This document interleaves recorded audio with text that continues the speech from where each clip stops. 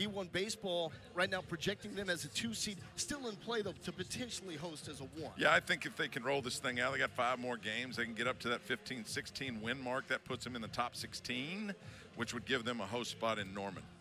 For Kentucky, Nick Mingione and his Wildcats last 4 in, so they're more on the bubble in this conversation. Well, they have them in right now, but they've got to win. They've got 11 wins right now within the conference. Again, that magic number usually lands at 13. They got 5 more SEC games in the regular season to get 2 more wins. I think the conference tournament counts, but remember this year it's single elimination, so Kentucky needs a few more wins. Well, they got a veteran on the bump, probably the most veteran pitcher in college baseball right now. The 7th-year senior, Nick McKay, a guy that started his career at South Dakota State. 6 foot, 210-pound right-hander. Nick McKay is the active Division I strikeout leader with 305 strikeouts. Spent most of his time at South Dakota State. This is his first year at Kentucky, making his 13th start. The walk total's high, 33 walks. That's why the ERA within the conference is a little high. He had 12 strikeouts mid-April versus Tennessee and 7 2/3. Only gave up the 1 hit, so he's capable. Jason Walk looks at strike 1. OU will lead off one of the most dynamic offensive threats in college baseball because he has the wheels and the electricity and the audacity to turn a single into a double. The top 3, Walk, Gamble, Carmichael, they did most of the damage for Boomer Sooner in game 1. Shift is on to the right side of the infield. As you'll remember, Jason Walk led off this series with a missile to right for a single. Partly cloudy, 65 degrees. Winds from the east at 10 miles per hour. And this ball is hit down to the gap. This is one of those moments where Walk will typically give a strong look to second base.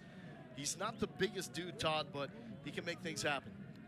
Yeah, he's a threat every time he gets on. You get that leadoff guy with no outs on base. Within any inning, they usually score a nice compact swing on the curveball from Nick McKay. Nick McKay will use that curveball equally against left-handed hitters and right-handed hitters. Nice leadoff base hit for Walk. Talking about the 2 best teams in the SEC in terms of stolen bases, Kentucky by far is number 1, but behind them is OU. By 20. Yeah. Within the league, Kentucky's stolen 58 bags. Oklahoma's next in second place with 39. So they both run. Battery made for Nick McKay is Devin Burks, one of the ultimate leaders that has seen a lot of great baseball around here in Lexington. Part of the team that went to Omaha a season ago. Beyond that, it's really new faces all over the place. 1-0 to Trey Gamble. He shows bunt, and there is Walk. Walk will beat the throw from Devin Burks. So add another stolen base to the total for the sophomore out of Georgia. Yeah, Devin Burks has only thrown out 3 of now 26 runners. But again, we all know that you steal on the pitcher, a little slow to the plate, and Walk can get it. Nice. Stolen base number 16 for Jason Walk. Trey Gamble went 2 for 4 in game number 1. And 1-run loss for the Sooners. Swinging through that. A little giddy up 92 from Nick McKay. Yeah, he can get it up to 94, 95 miles an hour. He's got a 25% whiff rate on all 3 pitches. Usually you're stronger at one pitch than the other. His fastball, his changeup, and his curveball all get about a 1/4 of a swing and miss every time he throws it. Opponents have a .213 average and balls put in play against McKay. That is the best mark in the SEC. Problem that you alluded to when we discussed that stat coming into this game is the situation that he finds himself in right now, 3-1. And he's better against left-handed hitters. 158 against for left-handed hitters, like Trey Gamble. 204 versus right-handers. 23 walks in SEC play. That's the most in the conference. And that is walk number 24 in conference play. So 2 on for Easton Carmichael, who can turn a fastball around in a hurry. He went 2 for 5 in game number 1, had a 2-run home run. Helping OU get off to a good start. And one of the best players in the SEC. Well, this is where walks hurt, right? You start stacking them, like a couple walks in an inning or a base hit and a walk, and especially in the first when you haven't got an out yet. And that's where those 33, now 34 walks within the conference can rear its ugly head, or overall for Nick McKay. Carmichael fouls that one off. It's a fantastic defensive catcher as well. Came into the series with 27 RBIs in SEC play. 5th best in the conference. 0-1 from McKay. That runs in, and it's 1-1. They bleed Oklahoma in this family. Darby, the dad, caught for Oklahoma back in the early 90s. Braden, the brother, pitcher, 2021 through 2023. Easton was a 3rd-team All-American last season. Trying to get the Sooners on the board again. Waves through that, and it's 1-2.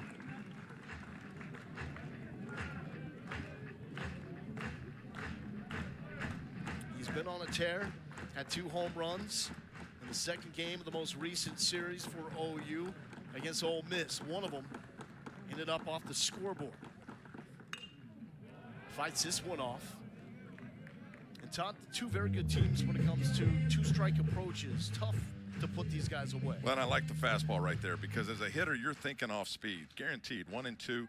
But I think for Nick McKay, he doesn't want to get deep in a count. He doesn't want to walk yet another guy or put him in a hitter's count. So at 1 and 2, you're not messing around. You're going right after him.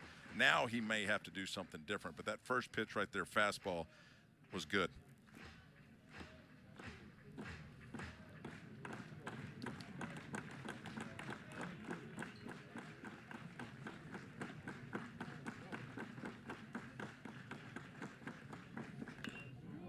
Once again, fighting that one off. Lunging for it, but staying alive. Well, you'll see in college baseball now there's a lot of acknowledgement with 2 strikes. Like they actually look in the dugout and they say, well, I'm going to fight with 2 strikes. We always did it internally 20 or 30 years ago. But I think the acknowledgement verbally really helps, not only you, but the team. And you see that a lot on just about every group or every team in the SEC nowadays. Here's the 1-2 again from McKay. That's upstairs, 2-2. Now this is the action pitch right here. You have to make a pitch, which for me is like shake, shake, fastball.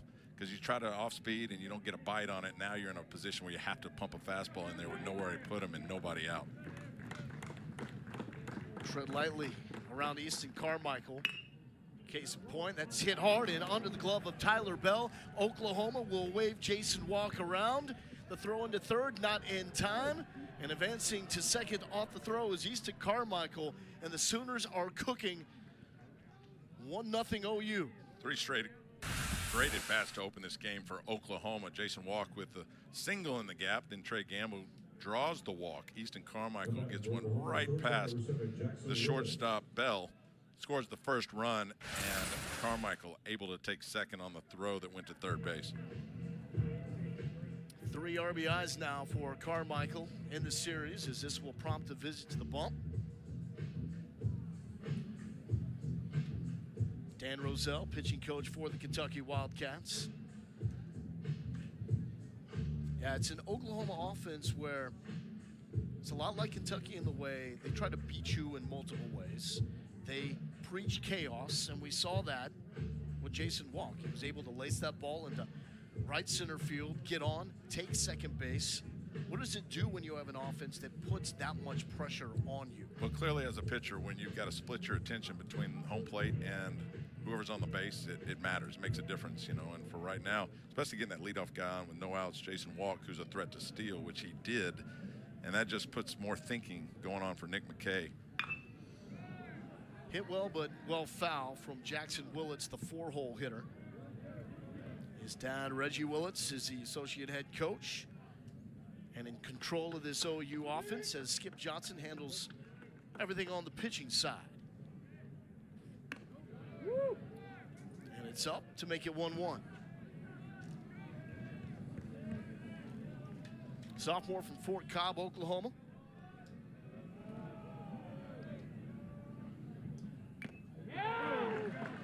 Has been struggling coming into this series. Against Ole Miss, was just 2 for 11, 4 strikeouts. And 0 for 2 with 2 punch-outs in game 1. Fouled back, so still fighting with that 2K approach. What was your 2-strike approach? Well, it's choking up, spreading your stance out a little bit, expanding the zone, and keeping your eyes still. You know, trying to keep your move still to the baseball with 2 strikes. I ended up doing it my entire at-bat. This one is grounded to Luke Lawrence at second base, but job well done by Jackson Willits. That's just knowing what your team needs. Put something in play, and OU gets another, and it's 2-0 Boomer Sooner. Yep, so with no outs, you got that situation, and he just rolls over to the right side. That gets the run in, and it gets the runner over to third with less than 2 outs. So that, other than getting base hit, that's a perfect job by Jackson Willits. That's something you said in your playing days you felt like you had a lot of control with. Yeah, I mean, when I was with the Cubs. Oh, look at this chopper. The slapper will end up foul. Carry on. Dusty Baker was our manager, and he'd make me bunt. Well, I haven't bunt in my life. I played at LSU, you know, I played in high school, and then through the minor leagues, they want you to learn how to swing the bat. And so I got up there. I'm bunting with a guy on second base and nobody out. I told him, look, I can roll over it with the best of them to the right side as a left-handed hitter. Let me just, with a chance to get a base hit, let me just roll over it and get the guy over. And so that's, now you get an at-bat for that instead of a sacrifice. Yep. But I ended up doing that the rest of the year. This one is hit in the center field, and it's down. And the runner will tag from third base, and Easton Carmichael will score. So this is just team baseball, winning offensive baseball right now from OU to make it a 3-0 lead. Which you don't see a lot of. We talked to Skip Johnson before the game, and now in this day and age, it's all who can hit it the furthest and who can throw it the hardest. Yeah. He goes, and that's not really baseball. But we're seeing right now Oklahoma manufacturing basically 3 runs here in the top of the first.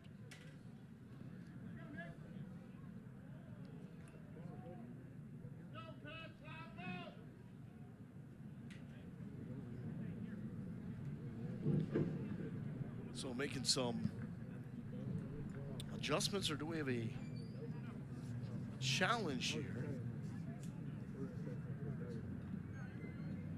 Looks like they are challenging that the runner, Easton Carmichael, left early from third base. And you're more likely to do that with a shallow fly ball because, you know, when you're at third base as a runner and you think that you might have a chance to get thrown out, you're going to try to get as big of a jump as you can. And so that is what the review is for. So that was Griffin Cameron out there in center field. So see if we have a look that shows it. They're showing it on the big board here inside Kentucky Proud Park. And obviously have to line up when Carmichael and his left foot left the base compared to when it arrived in the mid of These Griffin coaches, Cameron. these coaches are more likely to use their challenges with scoring plays than anything else. And you'll find that most of the time they're not correct. In other words, that's probably it didn't look like he left early, but it's still worth the challenge. This one's really close, Todd. He's starting the movement before it's caught, but right there when it is caught, it appears that left foot still is on the bag, barely. And it's the deal where they're going to have enough to overturn Yeah. the call on the field, which I don't see enough right there.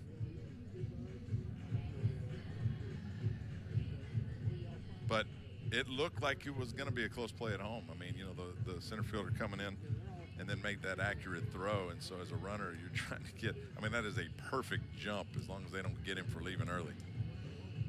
Like you said, finding enough evidence there to overturn the call on the field, which was a sac fly RBI. You'd have to get right in there between the bag and the cleat to find out if there's some space. Skip Johnson, head coach for OU, looking on. 8th season with the Sooners and has done a fantastic job. 3 straight regional appearances. Took Boomer Sooner to Omaha in 2022. Finals. Yeah? Yeah, that's the magic run by Ole Miss, who I heard a story the other day, wasn't even going to get in to the field of 64. If you remember, they were like the last 4 in. Got him. Wow. So wipe off that sac fly RBIs. Now a double play there. Todd, I just don't know. Right there. I mean, that's as close as it gets to be overturned. Pretty impressive.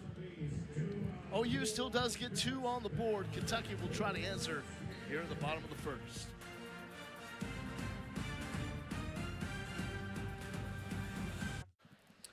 Skip Johnson rolling out his Saturday arm. It's a good one in Cade Crossland. Junior lefty out of Rockwall who reached 97.8 on the gun last weekend against Ole Miss. 6'1", 210-pound junior is making his 10th start. His last outing, he got the win against Ole Miss, went 6, struck out 8, only gave up the 5 hits. Fastball can get you up about 96 miles an hour. He's got 2 looks. It spins, the curveball and the more slider, left to right action. He uses 40% changeups to right-handers, so it's almost as much as he uses his fastball to right-handed hitters.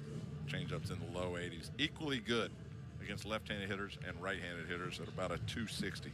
Well, he's going to get a test right off the jump against Tyler Bell, who has been a game changer, especially since moving into the leadoff spot. Tyler Bell now hitting in the leadoff spot for the 12th straight game. He also has an 11-game hitting streak to go along with that, and all he does reach base safely in 45 of 46 games. And probably the most high-profile prospect they've ever landed here in Lexington. He was a second-round pick, 66th overall by the Rays last year. Decided to come to college, and it's kind of the day and age we live in, about high picks that are ending up in college because of the ballparks, the coaching staff, you know, and the high level of baseball they play here in the SEC.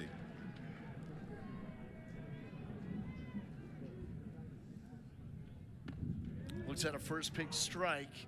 Now, Bell, anytime you have a triple on the box score, probably feeling good about it. If you got a home run, you may want that instead, and Bell thought he had one. We thought he had one in game number 1, and they were blowing the sirens here in the stadium. They were celebrating like it was gone, but upon review, it turns out that they ruled it was a triple off the top of the fence, not up and over. This kid can really play, especially playing a premier defensive position at short as a freshman. Of course, waves through that one, but he hit the one off top of the wall, last night, and we thought it was gone, but opposite field pop for Tyler Bell. Well, that's his biggest point that he's trying to work on right there is the strikeout rate, and that's number 30 in SEC play, a big number for him. And when you'll see him find that barrel, it is electric. Also plays a mean shortstop as well. Here's Luke Lawrence, was really good in game 1, 2 of 4. Had a double, drove in a run. Junior from the Chicago area.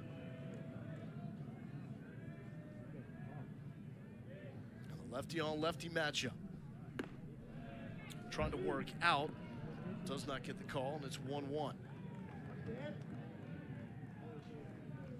Crossland with a 5.95 ERA in his 7 previous starts in conference play. And that's up.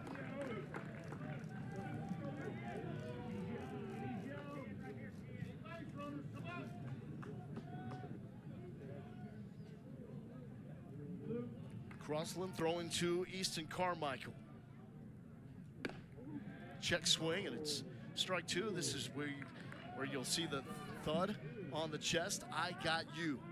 Repeated to his teammates in the dugout. This pitch with 2 strikes, not about him. It's about the rest of his team doing what he can to extend this at-bat.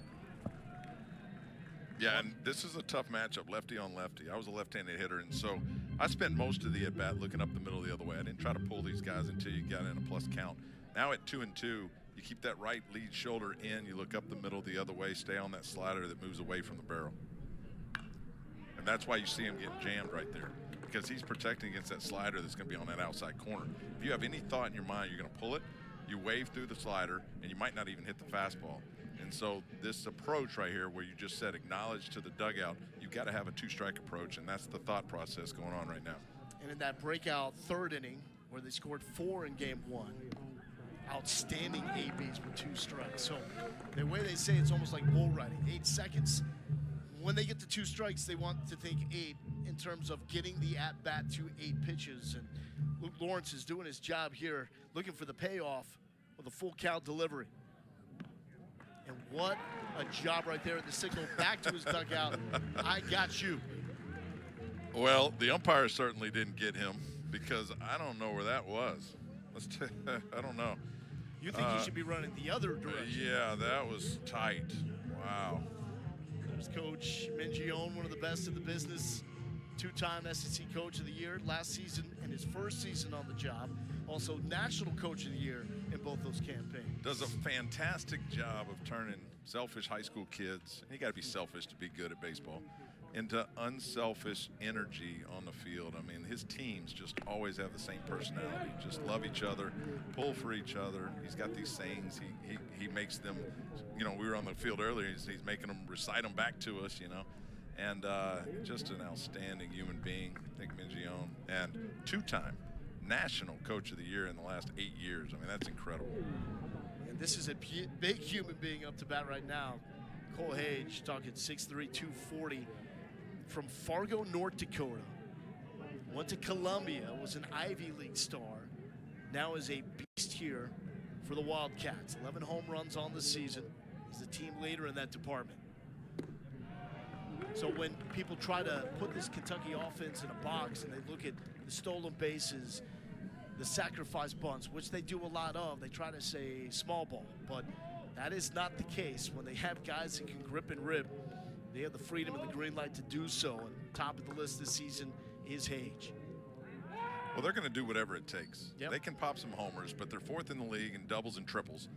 They lead the league by far in hit by pitches, stolen bases. They do have the league lead in sack bunts as well, but I think they get that moniker strictly because the 3 and 4 holes aren't selfish. I mean, they'll bunt for you, and if they need the bunt from second to third with nobody out, they're willing to do it.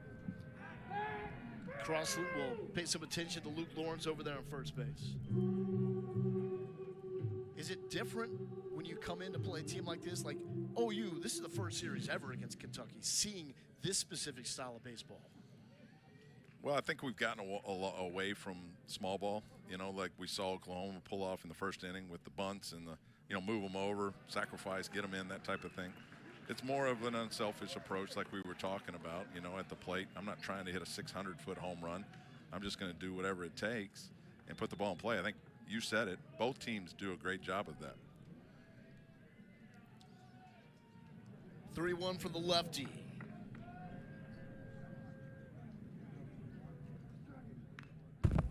Fouled off and full count. Back-to-back hitters. Again, the tap on the chest. And that's something that we're seeing adopted more and more in college baseball, that same move. It seems like it started with this program. Well, it started with Jake Gautreaux at Mississippi State. It was a 2-strike fight is what he called it. And now everybody kind of does it. Again, we did it internally 30 years ago, but I love that they acknowledge to the group that they're going to do it. Back-to-back walks issued by Crossland. Full count situation. So 2 on here for Kentucky with James McCoy coming up. Walks kill you, and we saw it with 2 runs in the first inning.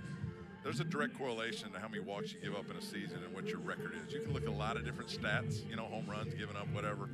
But you give up a lot of walks, free passes. We saw that last week with Texas at Arkansas. Texas gave up 30 free passes, 22 walks, 8 hit by pitches, and guess what? They got swept by Arkansas. You give up free passes, you lose in this league. James McCoy, big opportunity here. An all-everything type player for Kentucky. You need a guy to fill the spot. McCoy can do that. And with all the injuries that this program has had, especially this season, they've needed guys like McCoy to be willing to play different spots. First base, all the different outfield spots, third base as well. We've even seen him pitch.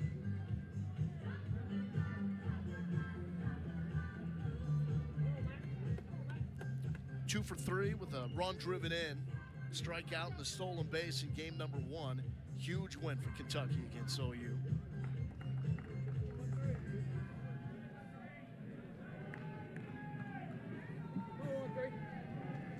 It's Kentucky not looking just to get on the board, but crooked number perhaps as well. 1-0 from Crossland. Check swing, he goes, and it's 1-1. We've seen a few half moves to the baseball from the fastball from Cade Crossland. I think they're having a hard time picking up on it. And a lot of times, you're looking as a hitter out at the pitcher and his mannerisms. A lot of times, if he's kind of slow in his delivery, you'll think it's an off-speed pitch. And then he pumps that fastball in there, and you're just not able to react.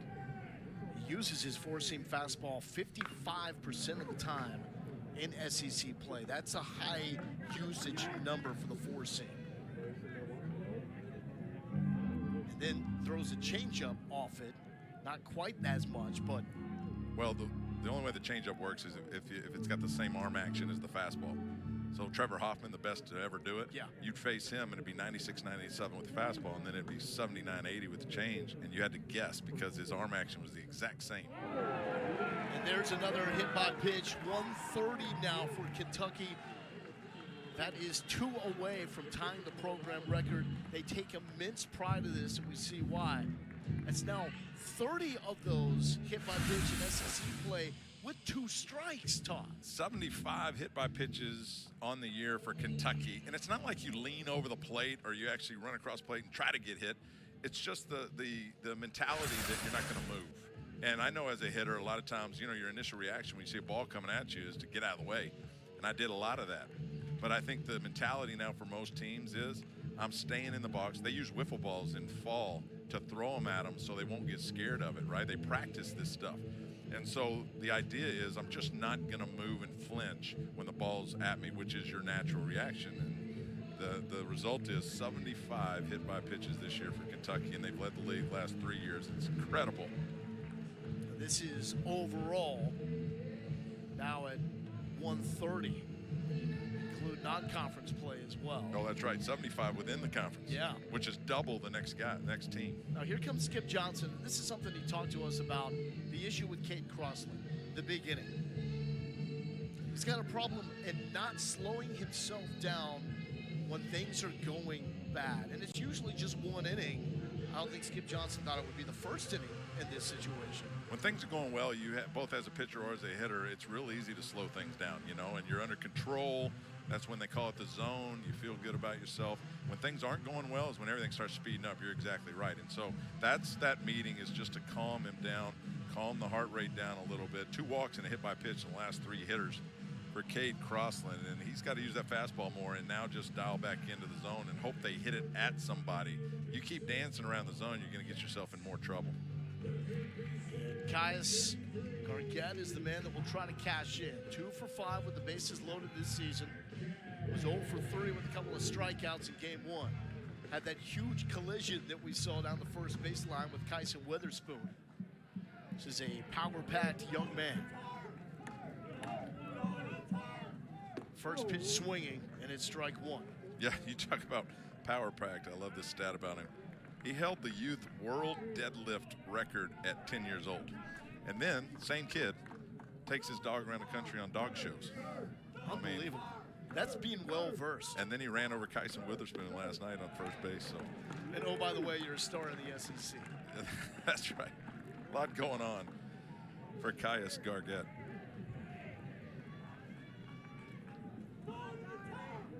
He's been dealing with a forearm injury. Popped up against Mississippi State. Fights this one off foul. So the Wildcats have loaded the bases with 2 walks and a hit by pitch. Every one of those batters had a 2-strike count. And that's after he struck out Tyler Bell to start the game. So you would have thought Cade Crossland would feel pretty good about himself and just got in trouble and hasn't been able to work out of it. More 2-strike magic. Not chase that one, and it's 2-2. There's another 1-2 fastball. We've seen that a lot in this first inning by both teams. And again, I love it because as a hitter, you're thinking all kind of different things. And that's the time to zip the fastball in there when that hitter's sitting back on the off speed. Crossland trying to work out of this jam he got himself into. Upstairs, full count. Love to get a ground ball here. Get out of this. 27th pitch of the inning. On the way to Caius Gargett.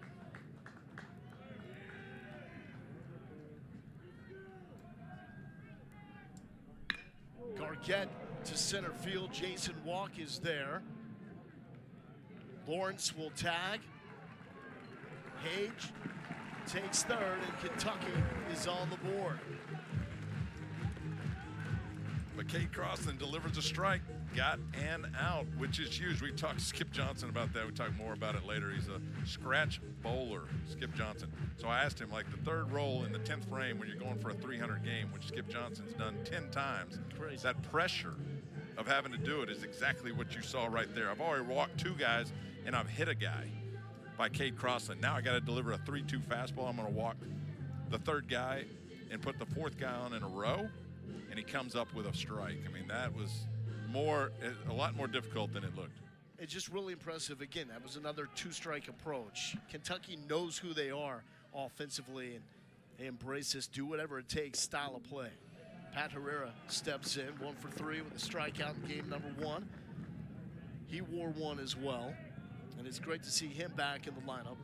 He was absolutely rolling, went 3 for 3 with a home run, drove in 5 against Louisville on April 22nd, but injured his groin after that. So up until the opener against OU was just being used in pinch hit situations. He's a team leader, a guy that came into the series hitting .319, number 1 on this Kentucky roster.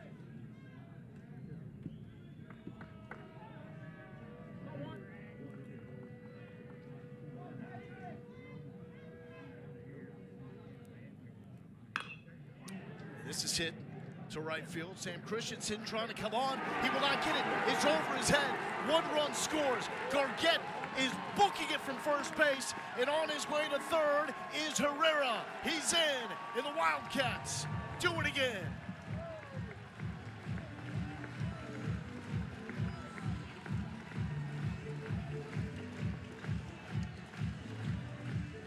Kentucky takes the lead on the misplay in right off the bat of Pat Herrera.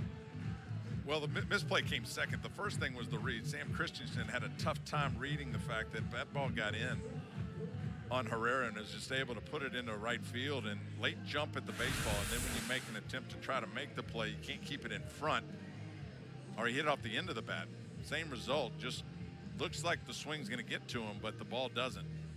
And watch the hop it takes when it hits the turf. I mean, straight up in the air and left to right bounce. 2 more runs for the Cats. It goes back to why you avoid those free base runners, because all 3, the free passes, the 2 walks, and the hit by pitch, have come around to score. And they will rule that a triple for Pat Herrera. But just fantastic base running. Right, when you're a baseball junkie, you love to see the guys running the bases, and the instincts and the hustle from Gargett over at first base. That was impressive. There's Ryan Schwartz. Big cut, and it's 1-2. Well, and Cole Hage earlier too, like the sac fly to center field. It scores the first run. Cole Hayes gets over to third base. You know, I mean, just the base running by both sides have been great, and we're still in the first inning. Schwartz hitting .278 in his freshman campaign. That's out, and it's 2-2.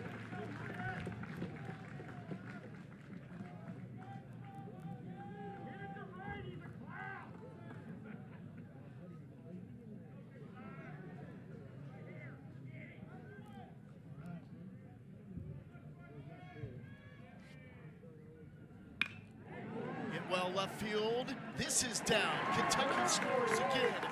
And Schwartz has himself an RBI single to left. 4-2 Wildcats. Remember when we talked about walks? And it's not so much putting guys on base. It's that you get behind other hitters, put them in offensive count. You just don't get away with them, especially in this conference. And behind 3 walks and a hit by pitch becomes a triple, and then now a single by the 7-hole Ryan Schwartz. And Kentucky has answered the 2 runs by Oklahoma in the first with 4 runs so far in the bottom of the first. And no bunts. Got the hit by pitch. And there's the bunt. Good call. And pushes this one to Branch at second. It's close. But the foot was down. Got him in time. Okay, that completes everything we needed to see from Kentucky in this first inning. Nostradamus here. And it looks like Mingione does want to challenge the play.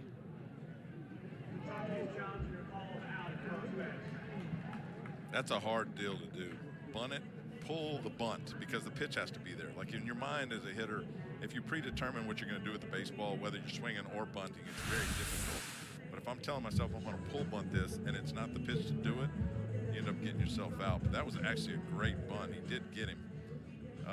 And, you know, as a runner for us, they always told us to hit the front of the bag. Look where he steps, right on top of that green bag. They always said, even if you miss the bag, if it's going to be close at first, step in front. Gives you that split second, you know, quicker to the bag. That might have made a difference on a play like that. So that review will not go the way for the Wildcats.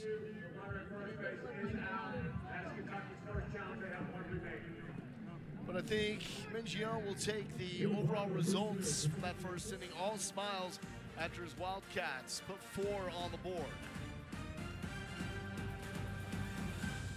The road to Omaha. Key series, key game for Kentucky and Oklahoma. The Sooners, a team projected in as a 2 seed, according to D1 Baseball. Kentucky, among the last 4 in, as a projected 3 seed. OU allowed 4 runs in the bottom half of the first after putting up 2 to begin the game. We'll see as we look back as this game progresses how big that overturned sac fly RBI to center field that was overturned ended up being for these Oklahoma Sooners. Yeah, they lost a run. Guy left over early from third base, although it didn't really look like it, but they did overturn it, so they saw something we didn't. Sam Christensen, it's now 2-2 against Nick McKay.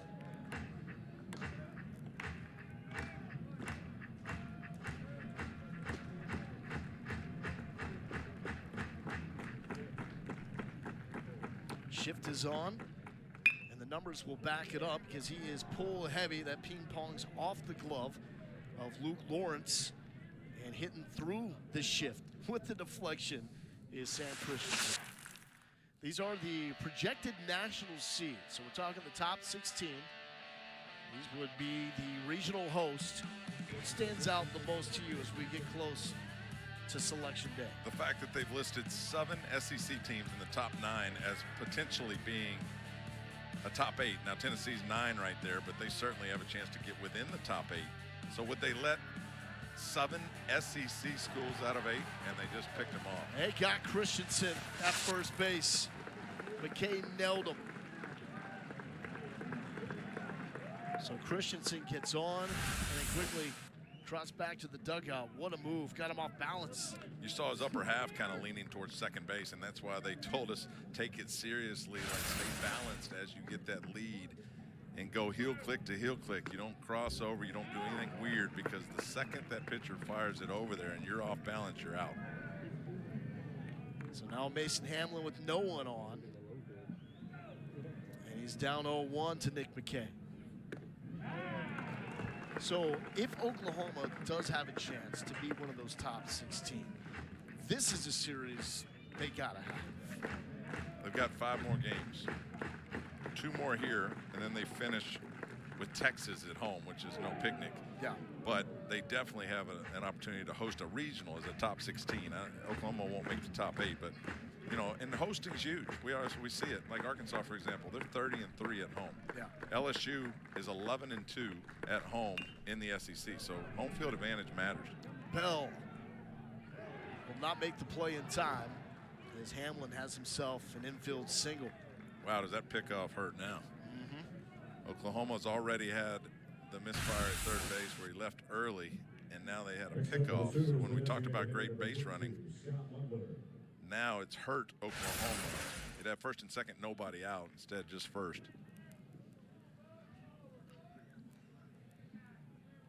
Scott Mudler stands in 0 for 3 in game 1. Drew a walk, struck out.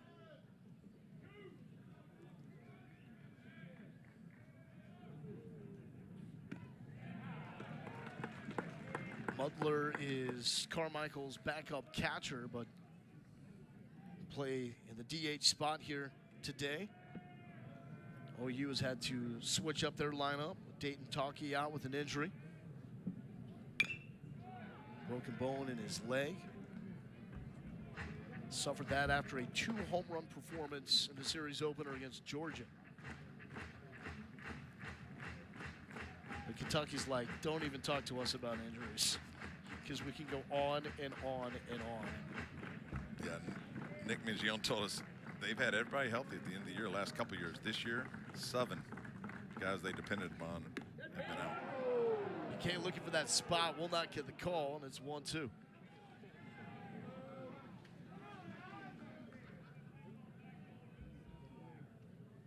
Last pitch against Mississippi State went 6. Actually pitched well outside, allowing the 3 home runs in the first 3 innings. He was able to work through that and give the Wildcats a shot in that game. So that's a big part of winning championships, as we know. I mean, you got to have the talent, the ability to do it. You got to have guys do what you don't expect them to do. And then ultimately, you got to stay healthy. And we've seen a few teams in the SEC this year. Florida's another one that just been hit by the injury. And I would imagine in this era of the transfer portal, NIL, not wanting to sit and wait, depth isn't quite as prevalent for some of these programs as the past. And you're way more invested now than you were 20 years ago. You know, you invested money. You've brought the guy over with some promises, I'm sure, within the transfer portal. And if they get hurt or they didn't go as well as you hoped, it really affects your group. McKay got him looking. Strikeout number 1, the national active leader in career strikeouts. I always thought the fastball in was such a great pitch for the first strike and the third strike. First strike, as a hitter, you see it buried inside. Now you think you got to get the barrel out, and it messes you up for the off speed. With 2 strikes, I'm looking off speed. I'm sitting back and really waiting on something over the plate. And when he burns that 95 inside on you, you can't pull the trigger. Brings up the number 9 hitter, Dawson Willis. Willis struck out twice in the opener.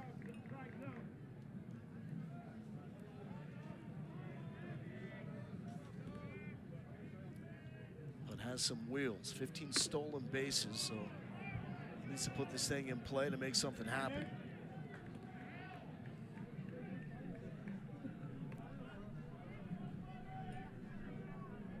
.242 with 4 home runs, and this is junior season.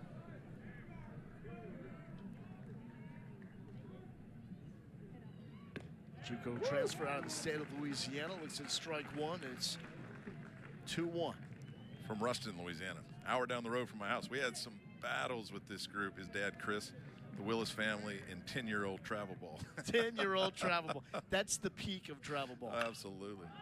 This one is lifted to right field. Ryan Schwartz will camp under it and able to make the play.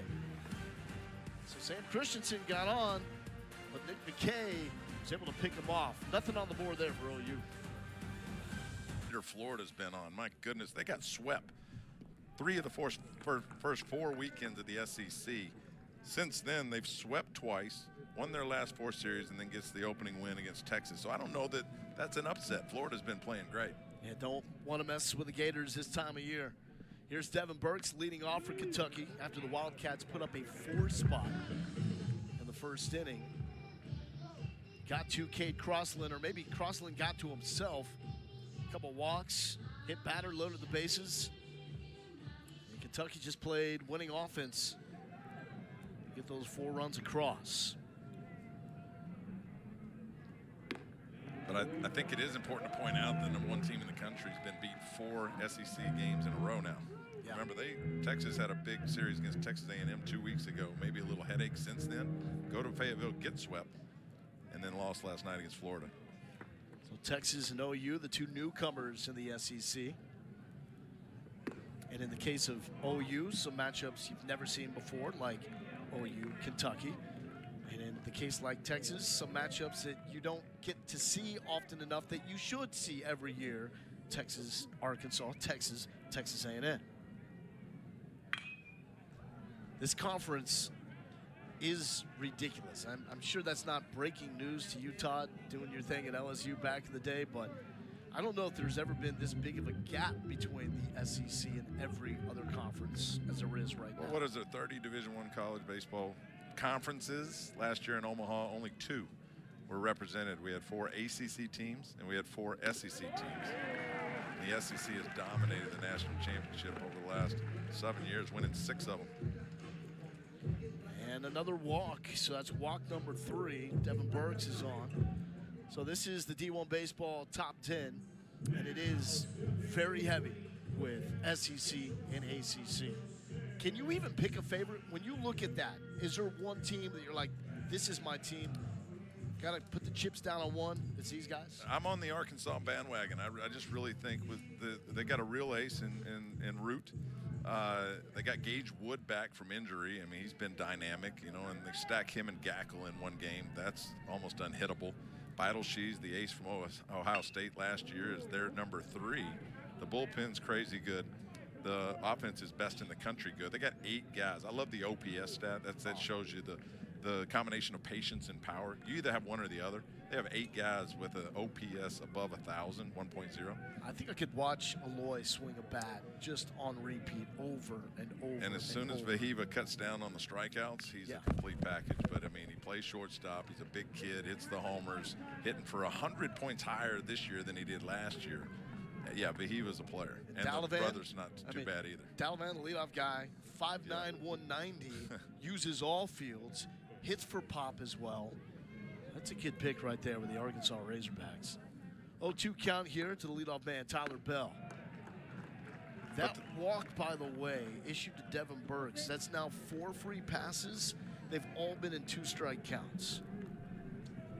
I think it feels like Cade Crossland's kind of reached back and trying to get a little extra velocity, and he's just missing high. That was a slider outside, so when you start missing with your fastball, it's going to affect your other pitches too, and you just don't have a feel.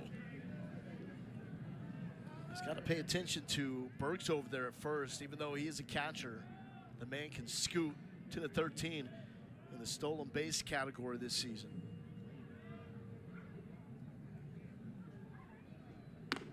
Upstairs, full count. There's that high fastball again. He's just trying to overthrow, it seems like. Skip Johnson's one of the best, pitching coaches. He sees that.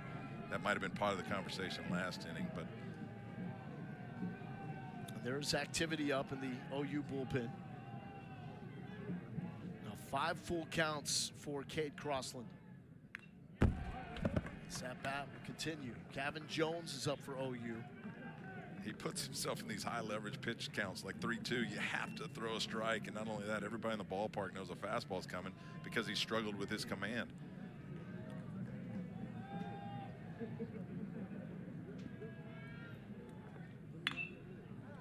Inside, outs that one, out of play.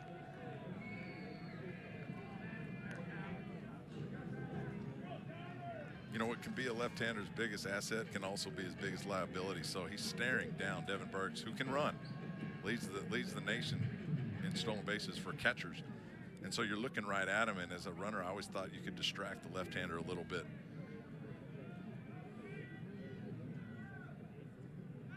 And there's a throw over to check on him.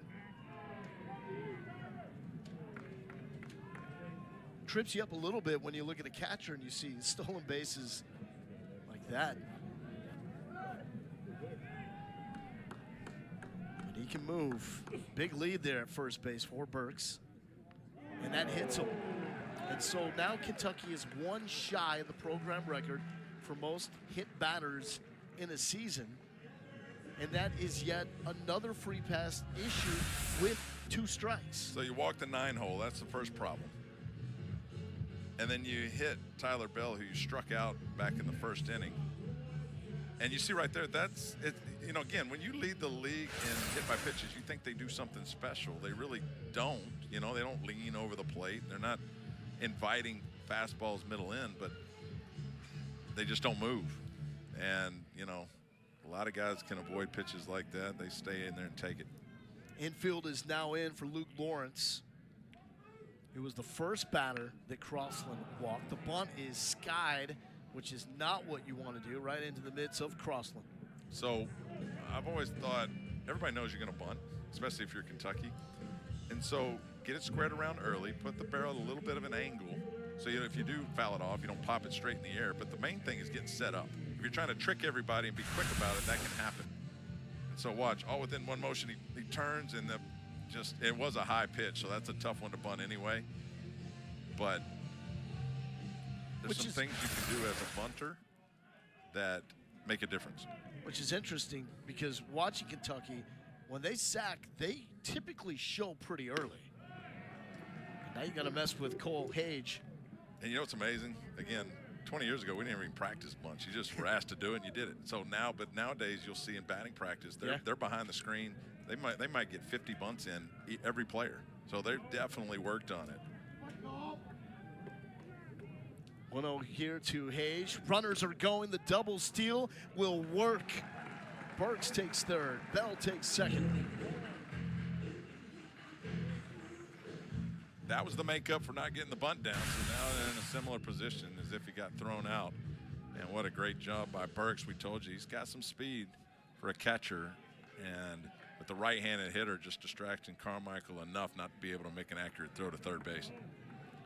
Top two teams in stolen bases in the SEC, but as you alluded to, coming into this matchup, into this series, Kentucky was 16 more than OU. Carmichael will give it a look, but it's well out of play. Now 112 for Kentucky in SEC play. OU at 103, and then it's everybody else.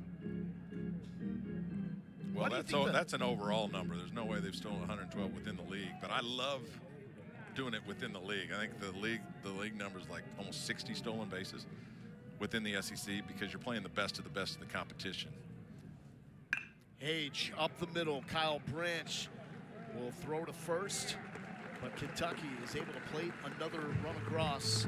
That's another 2K approach where Hage simply does the job.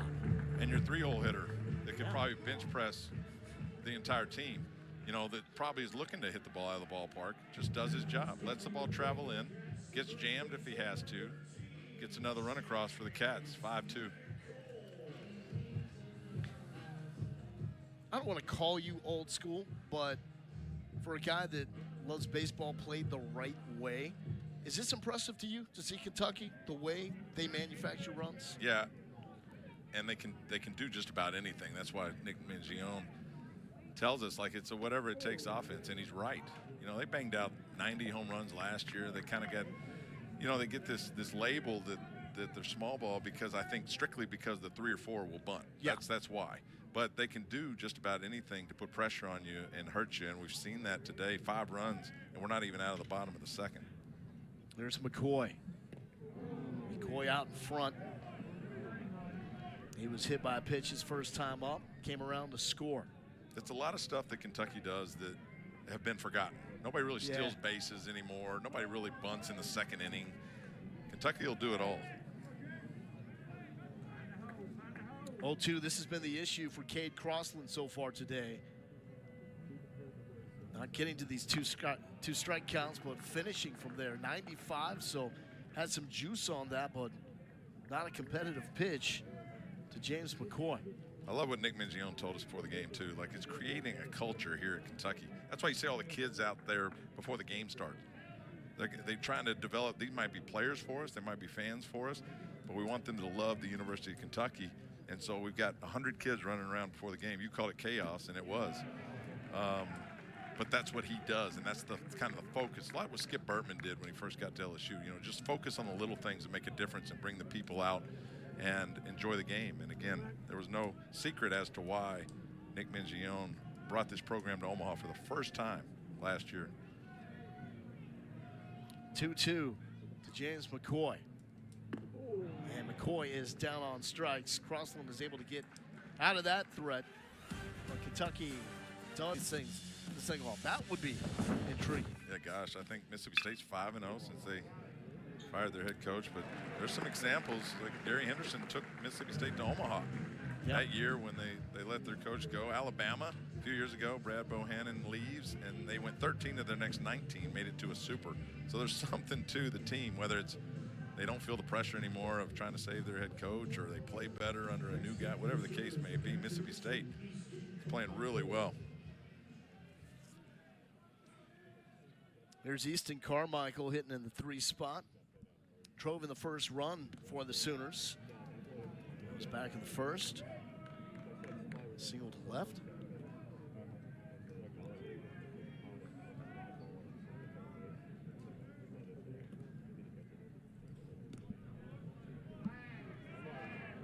Able to get it right under the glove of Tyler Bell, the star freshman shortstop.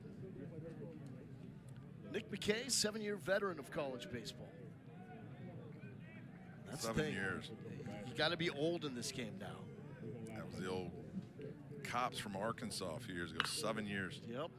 Into the mids of Caius Gargett. Get you one, young man. And that was quick. Finally. 8-pitch inning. Kentucky up 5-2 over OU. Oh, they got back quick with a 4-run bottom of the first. And it's now a 5-2 advantage for a team that started 13-2. Since they've gone 13-18. 13 of the 20 losses have been by 3 runs or fewer. And Tyler Bell, the star shortstop, only a freshman, second-round pick, has been leader defensively and offensively for this Kentucky team. Remarkable to think about the squad they had last season and basically bring back your catcher, your right fielder, and everybody else is gone offensively. Lose your rotation and your top 2 guys out of the bullpen, and you're still in position to make a regional. We do live in an age where rebuild is kind of not even a thing anymore. Like with the transfer portal, and you move about the country without penalty, meaning you don't have to give up a year when you transfer. You can repower, and Kentucky's kind of done that, but it's hard to get that chemistry. If anybody can do it, Nick Mingione can do it. I mean, just the way he gets his teams to play. But yeah, they've had to do a lot of changes. Not to mention the injuries. Will Marcy broke his ankle in the fall. He was supposed to be one of their star outfielders. Nick Mingione said they've lost 7 guys that they depended on this year because of injury. Ethan Hindle, the DH, broke his foot at practice in the Tennessee series as well. So it's been really consistent all season long and just working through that. That's why Coach Mingione told us he loves this team, and he says he respects the team. You don't hear a lot coaches saying, I respect my team. It's usually the other way around, but it's the job that they've done battling adversity all season long as Gargett goes down on strikes. Well, it needs to be both ways for sure. I certainly played for coaches you did not want to win for, if you're being honest. And then others that you did. I love Skip Berman, so I love playing for him. And Phil Roof, my AAA manager in the Twins organization, loved him. And so that goes both ways. But in order to play like you're capable, you got to really love who you're playing for. I think both sides, Skip Johnson for Oklahoma and Nick Mingione for Kentucky, they love playing for these guys. Patrick Herrera had a triple his first time up.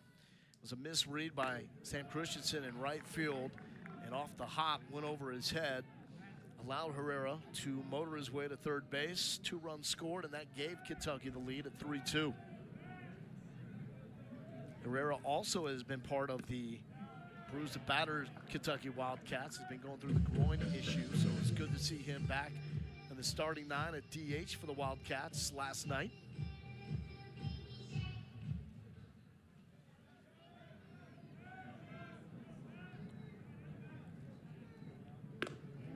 That's in there for a strike. It's 2-1. And we asked Coach Mingione if there was one particular player that really illustrated just what this team has had to work through. He said it's not really a player, it's position on the field as this has popped up. Christensen nearly had a miscommunication there with Kyle Branch. But Mingione said it's the position of third base. They've now played 5 different players at third base. You don't do that. You don't have the depth to play 5 guys at a spot like that. Yeah, I mean, it's a function of what you have to do, and that's been a spot that, Gargett's done a fine job. He only made the 2 errors in the short time that he's been over there, but sometimes you have to, pivot. And he told us, they've had so much success over the last couple of years because toward the end of the year, everybody was available. Yeah. Everybody's healthy. This year, they've they've been knocked back a little bit by people getting hurt. There's Ryan Schwartz. Drove in a run in the first inning. The well-hit ball to left field. 297 on the season. Freshman out of Indian Trail, North Carolina. That's going to be another knock, and it's past Jason Walk. Extra bases galore. Schwartz, like it's the Derby, to third base. Will he be held there? Yes. And a triple for Ryan Schwartz, his second knock of the afternoon.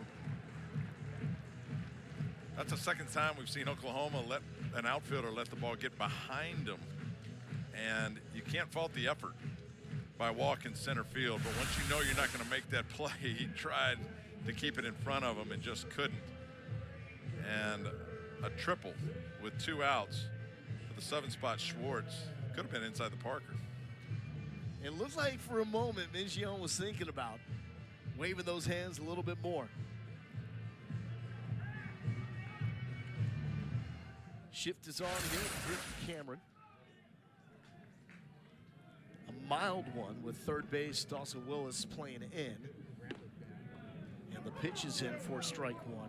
Now, Kentucky's also a threat just to score like this with a runner on third base. They've stolen home 3 times. And with a left-handed pitcher facing the other direction, this is where you get the good jump. Now, they won't do it necessarily unless the hitter gets in trouble, like 1-2, 0-2. But if you see this hitter get behind, you can be looking for that steal at home with 2 outs. Something they practice, and something that Coach Mingione told us they practiced this week leading up to this matchup. There's the 1-1 from Crossland. And nearly got a piece of Schwartz, which is why you take that lead in foul territory. Although the last day of the season, a lot of times, you know, when you're out of the playoffs or whatever the case may be, you get hit with the baseball in fair territory, so your boy would get the base hit. You know, you pull stuff like that. But you're right. In this situation, stay in foul territory. If you get hit, it doesn't matter. Cameron, weak up the middle. Tough play for Branch. The throw on the run in time. What a play by Kyle Branch. And Kentucky will leave that runner there at third base. We'll talk to the head coach of the Wildcats, Nick Mingione, when we return from Lexington. TC on ESPN. Now time to join Nick Mingione, the head coach of the Kentucky Wildcats. Coach, we talked about the 2-strike approach before the start of this game. All those walks and the hit batters, those were all with 2 strikes. And then Cole comes up, 2-strike approach, fielder's choice to the right side, but does the job. Describe what you're seeing from your perspective in those situations. Well, you know, part of our job as coaches is like to lead them as men and also to teach them to understand the game and do what the game demands. And in that moment with Cole, the infield was back. He had 2 strikes. You don't need a hit. The game is screaming, just hit me a ground ball in the middle of the field. Just do it. And he did it. And, you know, like me, I didn't do what the game demanded. Last inning, I should have sent Schwartz. The game was screaming, there's 2 outs, send them. And so they're doing better than me. So, yeah, just do what the game demands. Coach Nick McKay settled down after the first inning. What have you seen from him? Yeah, the key for him is strike 1 and just to stay on the attack. And he's got good stuff. And this is a really, really patient Oklahoma team that knows the strike zone as good as anybody in our league. So strike 1, strike 2, and just keep going is going to be key for him, and just get our defense involved. Coach, we really appreciate the time. Yeah, you're welcome. Thank you, guys. So I love that insight.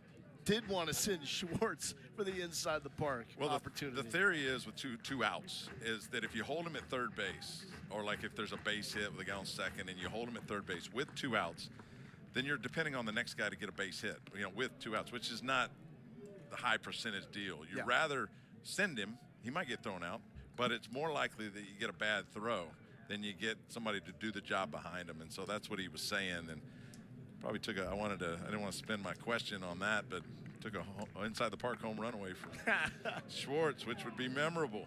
Make it up for him. Here's Jackson Willits. We heard Mingione talking about OU and just how tough of an out they are.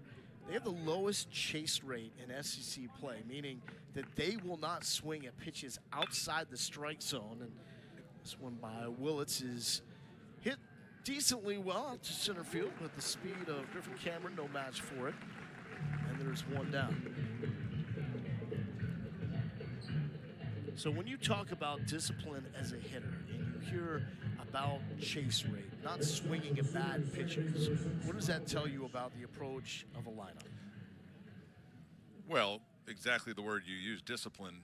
As a hitter, there's 2 things you can kind of key on. Where the pitcher's release point is, meaning you're picking up the ball earlier in the delivery to home plate. Here's a bunt from Branch. Tough play by McKay, and he makes it. PFP, baby. That's what it's all about. And it helps to have a cannon, on that left side. Pick it up and fire it over to first base for the second out. He jumped off the mound, Nick McKay, and fielding your position is a big part of not giving up runs, and what a great job. Bare hand, too, and just rips it over to first for the second out. Oh. So as a hitter, you're reading where the pitcher's going to deliver it from, and then you're letting the ball travel longer into the zone, which means I've got a quicker swing. Like, I'm not cheating with my move to the baseball. If you've got a quick swing and you can pick up the delivery point and along those ways, then you're going to be more disciplined. Yeah. And for me, ultimately, also, it was kind of eliminating the pull, which means I'm trying to get the barrel out in front. I'm letting it travel in, looking up the middle the other way. Off-speed tempo is what I call it, which could be curveballs, changeups, could even be the fastball away. In any of those, you're going to be able to pop it up the middle the other way. But if I'm looking pull, I'm susceptible to all those. So we see from the shift here that Kentucky obviously anticipating Sam Christensen to pull. And you look at the numbers, they back that up. 54% of the balls that play in the SEC are to the pull side, 6th highest rate. So he sees the numbers, he sees the shifts. For him, is this a sign that you need to work more? You have to pitch to it. So an example, 0-2 right here is if I'm looking off speed and he pumps a 96 inside, I'm going to get jammed. I'm going to hit it to the left side. So he's got to throw some sort of off speed in order to get to me to pull the ball. You see what I'm saying? So you've got to pitch to this situation. Otherwise, you get burnt on the shift. But for Christensen, is it telegraphing, hey, maybe see it a little deeper and work the left side? Well, I would do it, but he's a pull hitter for a reason. He doesn't think that way. Ooh. He got plunked there as McKay was cruising and retired 7 in a row before that. And that's the example right there. He tries to come fastball in and just hits him, but he was trying to get a lot on that fastball, get more velocity than he's probably even capable, because he knows if he's looking off speed, he's going to jam him, and the ball is going to beat the shift and go to the left side. So if you're a hitting coach and you got a guy that is a pull hitter, do you let him be and let him grip and rip, spin on something, or do you try to force the opposite field? The other argument for the shift is it makes hitters think differently than they would otherwise. And so it makes a home run hitter think he has to bunt it and other things like that. Bell with the charge. Quick release and got him in time. And that will wrap it up for the Wildcats. As Kentucky showing the stellar defense, especially with Nick McKay off the bump. So a lot on the line for both these programs. OU projected 2 seeds, still in the conversation to be one of the top 16 and host a regional. Kentucky has more on the line because they are part of the last 4 in. So right on that bubble line. As they will step up here in the bottom of the 4th, holding on to that 5-2 lead after winning game 1 by 1 run, courtesy of a 4-run 3rd inning. And after that, they held on. Had to get through a tough 9th inning, 2 runners on to secure that dub. Here's Devin Burks leading off. And a 4-pitch walk. Not how you want to do it, Todd. That was almost 4 straight arm side high, which is what Cade Crossland's been battling the entire game. He's just not able to get on top and pull down. So last 4 in, K-State, Kentucky, Iowa, Xavier. First 4 out. The Vaqueros, Hilltoppers, Wolverines, and the Irish. Stands out the most when you look at that. You know, I mean, some good teams. UT Rio Grande Valley at one point had a top 10 RPI. And, you know, that Southland Conference has been tough. They've been, that UT RGV has been very good all year long. But that first 4 in, first 4 out is always interesting. Here comes Skip Johnson. After Cade Crossland issued walk number 4. Season high for him. And it's been Gavin Jones, the man getting hot in the bullpen for OU. We'll see if this marks an end to the afternoon for Crossland at 79 pitches. About to face the top of the lineup, and Tyler Bell, the freshman.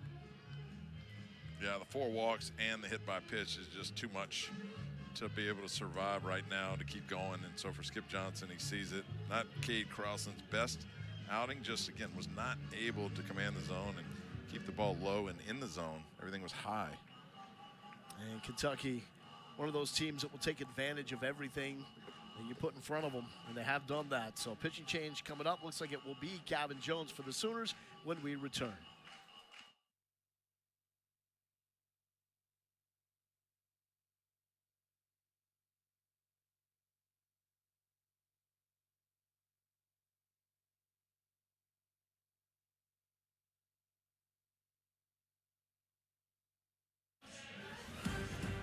Kentucky baseball. Home field, Kentucky Proud Park. Haven't got all the bells and whistles. This is a gorgeous home for college baseball. And Kentucky is making most of this glorious weather in a game that would go a long way, sending them to the NCAA tournament. Got a 5-2 lead. OU has been forced to go to the bullpen. It's going to be Gavin Jones, the sophomore from White Oak, Texas, getting the nod. 91-94 on the fastball. He'll use that about 75% of the time. The rest is change-ups to right-handers, sliders to left. That slider gets some swing and misses about 45% of the time. Low walk total, only 5 in the 25 innings, so he's going to be around the plate, and that's what Oklahoma needs right now to hold the Cats at 5. A lot of baseball still to play, just the bottom of the 4th. And you got to love the choreography from the Kentucky dugout. I mean, you talk about a team that's on the same page. They were on the same page with the dance moves, offensive identity, what they do defensively. That's culture right there. Well, it keeps you in the game. Isn't it amazing that dancing actually helps in a baseball game? But I just feel like, you keep them involved and, having fun, and that's ultimately the goal. Like I always told myself every day to try to have fun, but it's hard to do when you got all this pressure on you. And it is a game of failure, as we hear all the time, as Bell take this one to foul territory, as Christensen ran out of room in right field. Were you one to dance a little bit? No, sir.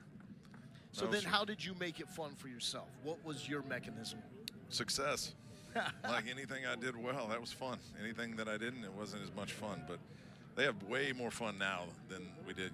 They hit the doubles now, and they make some movement or gesture. Yeah, they got all that. And so it seems simple enough, but we just never thought to do it.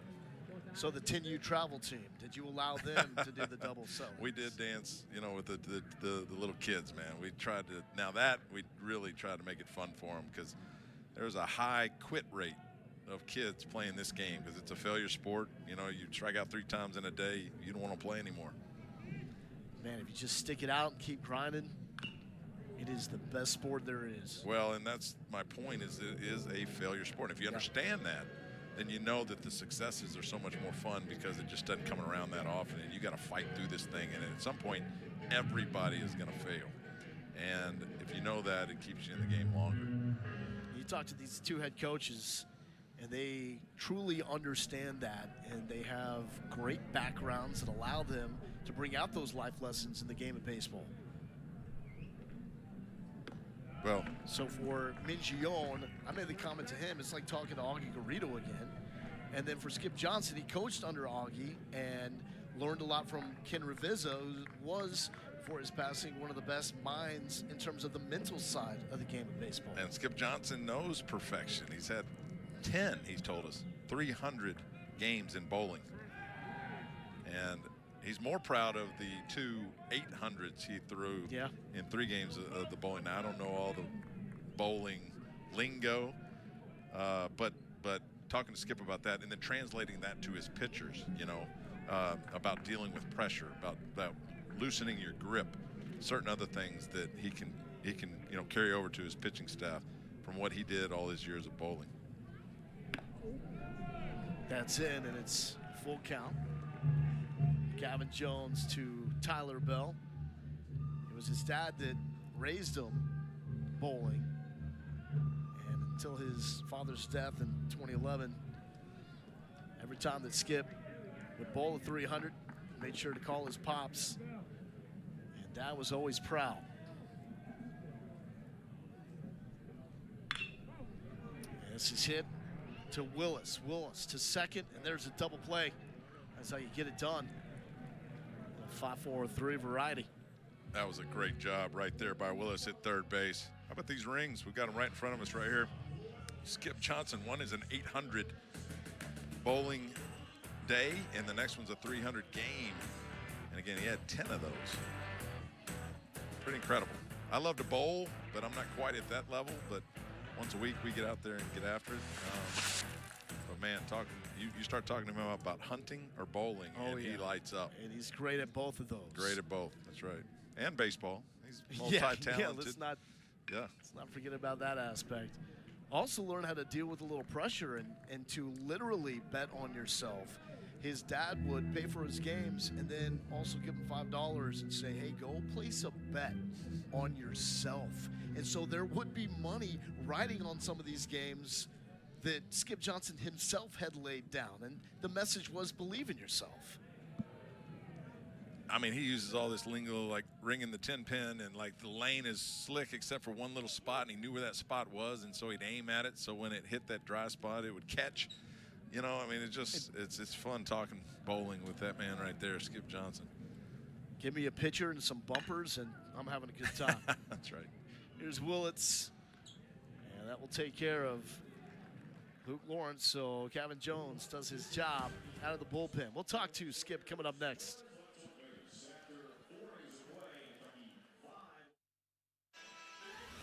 Oklahoma trying to come back from a 3-run deficit here in the top of the 5th inning. Now time to catch up with the Sooner skipper, Skip Johnson. Hey, Coach, with Cade Crossland, was doing a good job getting into those 2-strike accounts, but then was not able to get out of it. What was happening in those situations? Just trying to make better pitches. I mean, he's trying to make them swing and miss instead of let them hit, and he usually doesn't walk that many guys. And so, it's just we lost some momentum in the first inning on the tag up and gave the momentum to them, and that's what happens in this league. If you lose the momentum, you walk a guy, you give free bases, and all of a sudden this is what happens. Skip, you did pin 2 on him in the first. Should have been 3, like you just mentioned. Nick McKay's been good since then. What's it going to take to get to him? Just trying to separate balls from strikes and get good pitches to hit and try to get some momentum back. Skip, we appreciate the time as always. Thank you, guys. Lifted here That's to where right it carries. field, going back and up and over, gone. Scott Mudler, that will make Skip Johnson a happy man. And we have seen 3 home runs in this series, all of them barely getting out, going that direction. You get the ball high in the air to the right side with some backspin on it, and it carries to right field. This ballpark kind of plays like 2 different ballparks. It's a graveyard to center field. Like, it is almost impossible to get it out. But to right field, if you get the ball up in the air, it just travels. And like I said, we've seen multiple home runs that way over the last 2 nights. Willis with a bunt. McKay says, nuh-uh, not happening on my watch. And that fantastic play on Kyle Branch last inning, and does it again. A bunt after a home run. I mean, that's trying to, when the pitcher's thinking about all this other stuff and what he did wrong, you can kind of catch him by surprise. I know that's what Dawson Willis was trying to do, but again, for these little guys that I always used to tell them, it's you either bunt it perfect or foul. Like, don't give the pitcher a chance to make a play. If you bunt it foul, fine, it's a strike, and let's go back to work. But, don't give him a chance. Here's Jason Walk back to the leadoff spot. And into the mid, Ron Schwartz out and right. Here is the home run that just got over the right field fence. Schwartz had a look at it. Oh, may have got the tip of his glove. And he kind of glided from where he started all the way to the fence. That showed you how high that ball was, but also how much it carried. And just barely had a shot. If he timed that out right, he could have robbed him. But Oklahoma gets within 2, and now we've got a little offensive timeout just because of the 2 quick outs. Give their pitcher a little more time in the dugout. So conversation with Trey Campbell. 0 for 1 with a walk. Hit a ball well to right field, caught on the line, and his last trip up.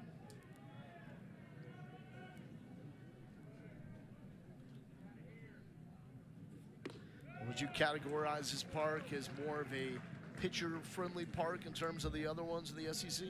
It's both. Like I was just saying, the sides, it'll carry, but dead center, it just doesn't. And I think it's fair enough, especially on a day like today, But what people don't realize within the SEC, and And in a lot of places, it doesn't get warm until June. In a lot of places, like it was cold here last night. Yeah. We're in Baton Rouge, it's hot and ready to go, balls flying, you know, that type of thing.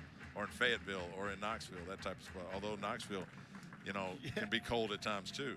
So the weather doesn't really change as much as you would like this time of year. You'd think it'd be spring and ready to go, and the thin air would allow the ball to carry, but it's cold in a lot of places in the SEC even now. 71 degrees here in Kentucky Proud Park.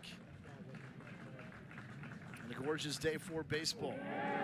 There's a strikeout, McKay, number 3. Gets Gamble looking. Oklahoma does get another run with Scott Mudler going deep to right field, but quick work after that to limit the damage. We're in Lexington, Kentucky, home of the Kentucky Wildcats. Logan Lindo here with Todd Walker. OU just got one back with the home run from Mudler. 2-run game with Kentucky holding the lead. We go to the bottom of the 5th. Some key dates you need to know. Conference tournament starting up on the 19th. Regionals on the 30th. We go to the Supers on the 6th of June, and then the CWS in Omaha, June 13th. And the conference tournament, obviously, you can't do anything about. That's in Hoover, and it's been there for years. But the regional and the super regionals, what everybody's fighting for to try to host at home. Because for some of these teams, if you get to host as a top 8 national seed, a super regional, meaning you have to win the regional first, but you get host throughout, that is a massive deal to these teams who play so much better at home than they do on the road, getting to the College World Series. Cole Hage, first pitch swing against Gavin Jones. Regional round, it will be 16 regional sites, 4 teams at each of those sites. Winners will then move on for a 2-team super regional with 8 sites, and the winners of those supers moving on to Omaha. Laced, but a good adjustment by Gamble out in left field. That is a tough read, tough catch to make, and Gamble did it like a champ. It shows you kind of the unfairness of baseball. Like Yeah. Cole Hage ripped that ball. So number one, it's right at him. You don't get the hit. And I would say that ball was hit harder than Mudler's last inning that went out of the ballpark. That ball was hit right on the screws, but right to the left fielder, Gamble. Let's play on the run. That will pick up a pitcher's confidence like Gavin Jones. Here's James McCoy. Last time up, went down as a strikeout victim against Cade Crossland. One of the few dual threats we have in college baseball. Yeah. Pitches also. Has not pitched quite as much since he's been needed more in the lineup and defensively now with the injuries that Kentucky has gone through. He played a mean first base last night. Something probably is not talked enough about when you have an elite defensive first baseman, what it does for the rest of an infield. Saves a lot of errors, Yeah. for sure. And this turf, you know, it was much, you're not going to catch a seam and a bad hop on this turf because it gives, you know, and so it's less difficult. I don't ever like to use the word easy in baseball, but it's less difficult to play defense on this type of turf, which is becoming more and more common throughout the country.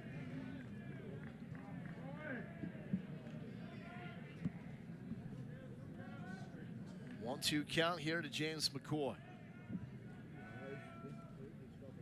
And McCoy fouls that one off, staying alive. 1 home run on the season. Should have 2, but got robbed in Game 3 in Starkville. A tip your cap moment for James McCoy.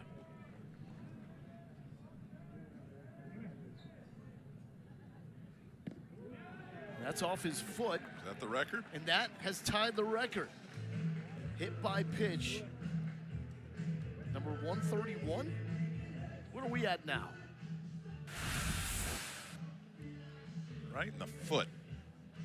Back foot, and he just didn't move. And again, the difference is not that they're leaning over the plate. They're just, he actually looked like he almost tried to play soccer with it. But it's always been incredible to me, the hit by pitch, because it's not that Kentucky's doing anything crazy, but they're going to sit in and take it. And it is an abnormal amount of hit by pitches by this Kentucky offense. So 131 on the season puts them 1 from tying the record. So closing in so quickly. And so many of those hit by pitches are with 2 outs. And it's something that catches the attention of SEC coaches. Talk to enough of them, and won't name names, but there are plenty of coaches in this conference where that gets under your skin. And there it is. Now it's a record, and back-to-back as Gargett wears one. I think there's an element of it that if you are closer to the plate, or maybe your your elbows are leaning over a little bit more, that the pitcher wants to establish the inside corner, and so they're going to throw it. And when the pitcher tries to throw inside to a hitter, I think they try to get a little more behind it, try to throw it a little harder, and that's what ends up being the hit by pitches, and you just lean into it. Now, you're not allowed to lean into the baseball, but they don't move, and wow. Yeah, or you can turn, but just make sure you're not bailing when you turn. But they lead the league every year, so Yeah. it's like a talent, is it? I mean, they practice it, like you mentioned. They get wiffle balls, and it's intentional. That's right. And anytime you have something that can get into the head of your opponent, that's a win before you even step on the field. They know that's Kentucky's brand of baseball. You have to be aware of Kentucky. And that's what I was trying to say. Like, it's almost like they try to take it away from you. Like, we're going to be kind of closer to the plate than we would otherwise, so I'm going to throw that fastball in there and get you off the plate, and you end up hitting them. It's like, go for it. You'll help us if you do. And was that the pitch clock violation? Let's see.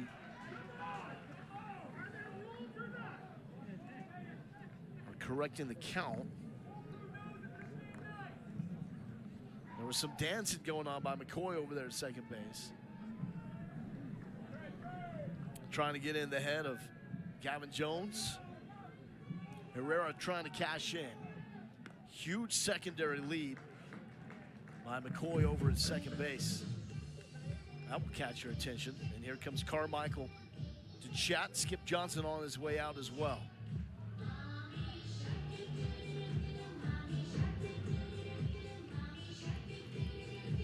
Reed Hensley is getting hot for Oklahoma in the bullpen.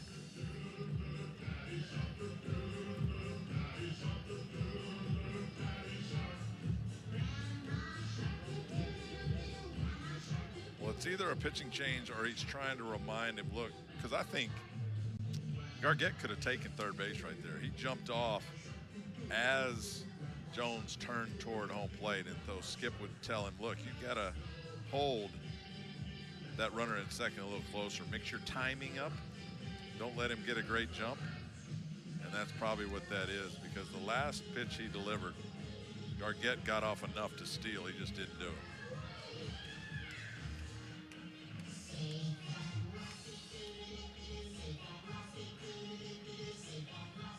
Story of this game, though, the free passes. OU has issued too many of them. And another part of that, it's a 2-0 count. Now it's a predictable fastball count, and you want to throw the hitter's timing off a little bit. Herrera with a 2-run triple in the first inning to give Kentucky the lead. They have not looked back.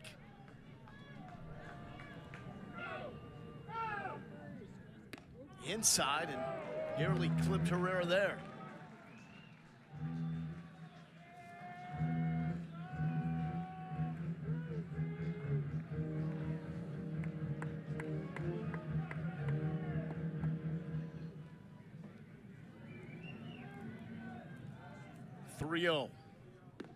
Herrera looks at strike one, and it's now 3-1. And the thought process here is, if you take 3-1, you're going to get the same pitch 3-2 because there's nowhere to put him. If first base were open, I'd go after the 3-1. But 3-1, first and second, the next two pitches have to be the same pitch. So takes out the element of like trying to hit a ball with a little too much aggressiveness on a 3-1 count and getting yourself out. Go ahead and take strike two. Now it's 3-2, and it's got to be a fastball. And just trust yourself. You're not going to wave at anything off speed. But that would be pretty gutsy of the pitcher to throw an off speed first and second with one out. You got Schwartz coming up after this, who's been hitting the ball very well. He's got 2 barrels on the afternoon so far, and here's a timeout and a pitch clock violation.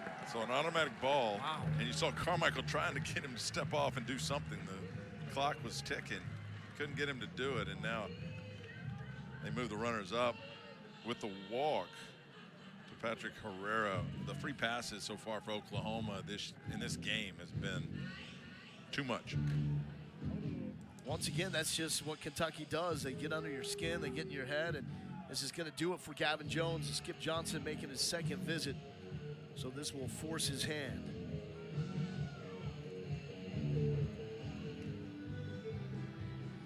New pitcher for OU when we return to Kentucky Proud Park here in Lexington. We had an opportunity to do some math. It's been 4 hit by pitches drawn by the Kentucky lineup in this game. So that makes it 133 on the season. So that is a new Kentucky program record, and they take pride in this number, Todd Walker. It's just amazing, but they do it every year. I mean, look at the hit by pitches every year. They do practice it, but the pitcher has a part in it. I mean, you got to hit them. You know, I just never understood as a hitter, how do I draw a bunch of getting hit, which I don't want to do anyway. But they do it every year for Kentucky, and this year it's a record. Oh, it was like Skip Johnson was telling us in our pregame chat, when you focus on what could happen, that usually ends up happening. So the mentality that knowing Kentucky is going to get up on the line, they're going to crowd the plate a little bit, hold their ground. You think about that too much. But not obnoxiously. Like, they don't crowd No, the plate obnoxiously. You know what I mean? Yeah, like, yeah. you would think if they did, well, now you are getting hit by pitches. Yeah. But it's up to Reed Hensley now to see what he can do. 11 walks in the 25 innings. That's not too bad. He's been pretty good for them in his 19th appearance now. And he's out there to try to put out the fire. Wow, 1 out, bases loaded for Kentucky, already up by 2. And facing Ryan Schwartz, who is on a heater right now, had a single to left field on a ball he ripped in the first inning to drive in a run, and then a triple his last time up on a ball that he squared to center field. Jason Walk has caught no man's land. First pitch, strike, sight for sore eyes for Oklahoma. Schwartz with the bases loaded, 1 for 1 this season. Kentucky as a team, 397. That is ridiculous. Outside, and it's 1-1.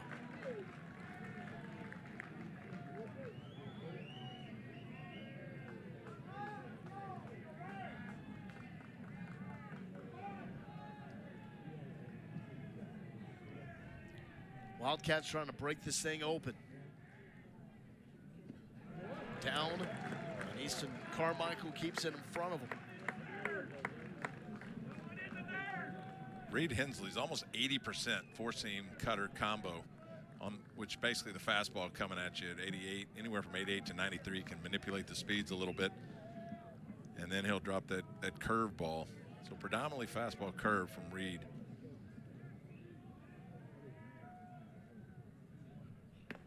Boy, he was thinking about wearing that one. It's 3-1.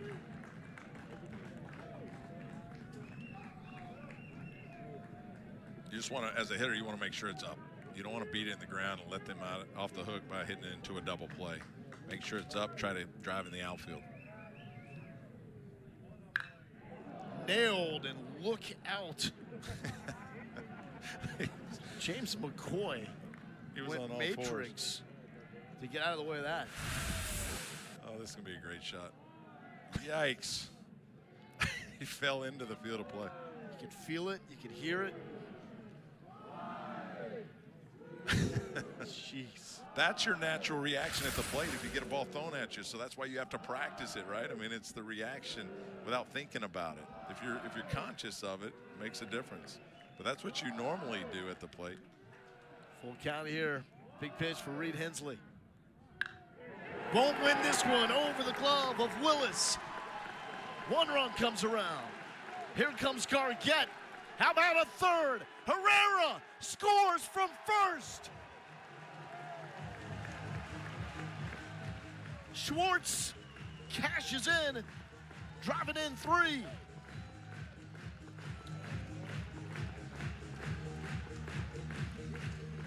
No one is barreling more baseballs today than Ryan Schwartz. Have a day, kid.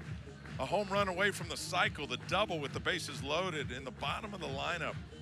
Ryan Schwartz, single in the first, triple back in the third, and now a bases clearing double extends the Cats' lead here in the fifth. And how was this all set up? Just like it was back in the first inning, the free passes. 2 hit batters and a walk. Hensley comes in, got to a full count. Ron Schwartz with a grip and rip. Here's Griffin Cameron. Looks at a first pitch strike.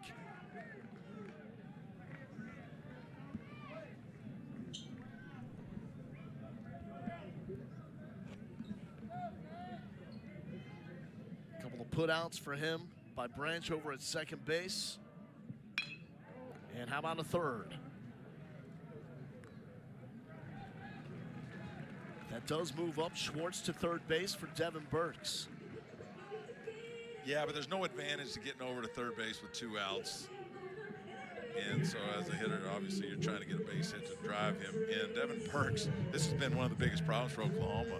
Not that Devin Burks is your prototypical 9-hole hitter, but they've walked him twice. If you told me in a game we're going to walk the 9-hole hitter more than once, yeah, there's problems there's there, going to be some big problems. You roll the lineup over to your better hitters.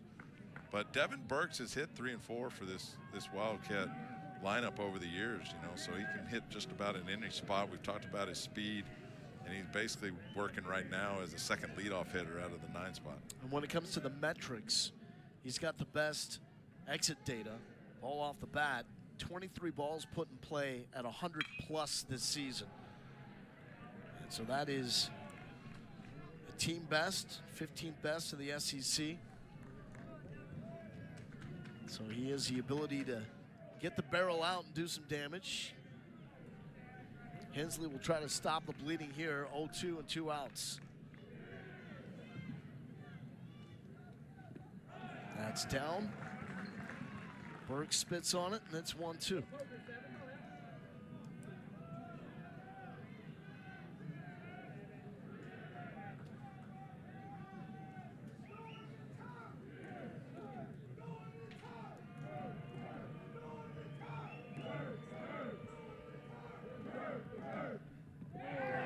Bounced it. Not competitive, not close. Man, in new baseball. You really got to trust your catcher to even throw a pitch like that. Nice job by Carmichael just keeping it in front, saving another run. Because if you don't trust your catcher to keep it in front of him, you can't throw that pitch, and you're basically down to a fastball.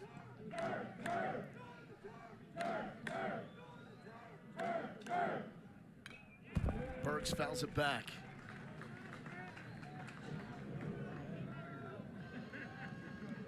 A glance to the dugout. A sign that I got you. 2-strike approach has been key for Kentucky so far today.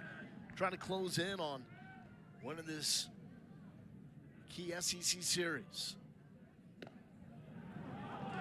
And Burks, after a couple of walks, goes down looking. But Ryan Schwartz does the damage. His 3rd hit of the day makes it a 5-run lead. UK.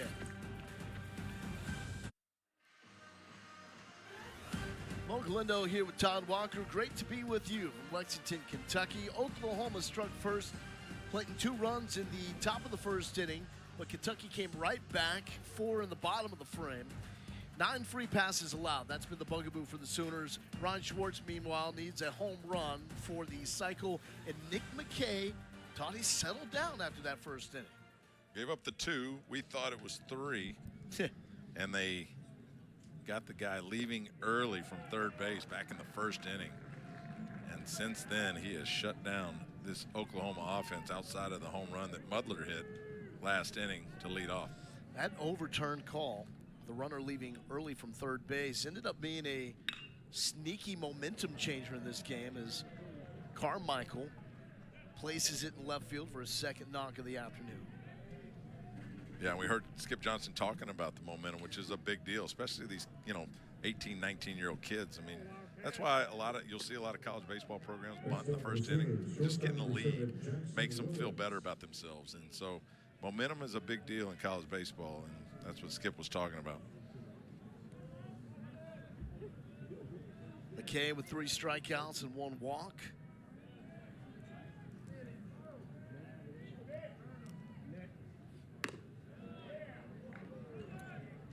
Off the mark there on his initial offering to Jackson Willits.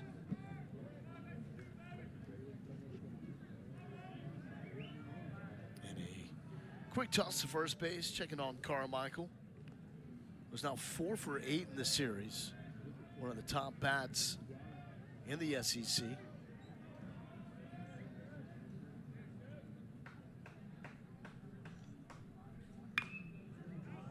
Fouled out of play, right side.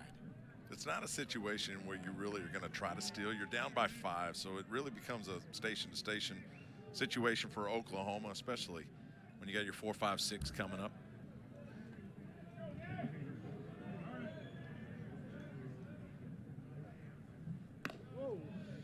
Willits showing the patient approach, as he typically does. Hardly ever swings at the first pitch. And sees more than 4 pitches per plate appearance in SEC play. One of the higher marks in the conference.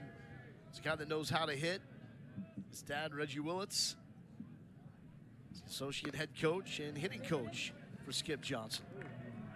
He's been around the game a long time. You understand the art of hitting. But also a big difference in understanding and then putting it into practice, which Willits has done at a high level. And OU's first season in the SEC.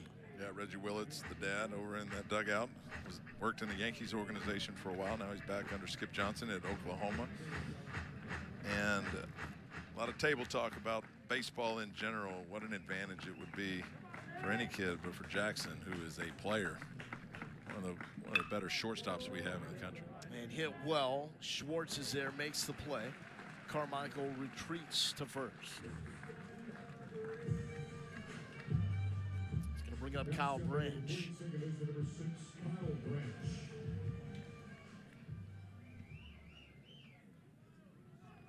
Oklahoma has given away a lot, but they've had a lot taken as well. A couple line drives back in the 3rd. That ball was hit right on the screws to right field, and a lot of baseball depends on luck where it lands, and Oklahoma has not had much of it today. It's been one of those series for Oklahoma. They look good taking the series against Ole Miss.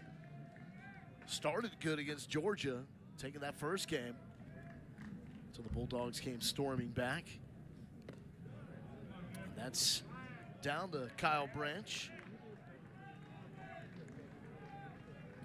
Branch tried to lay down a bunt his last time up, but McKay made the play of the game defensively, hopping off the mound to barehanded and fire to first.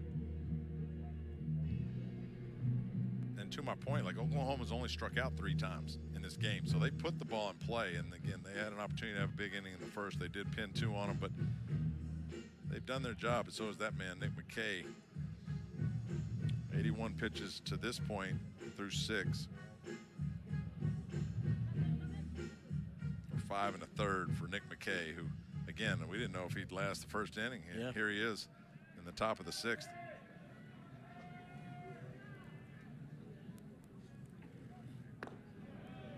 That's up, and it's 3-0.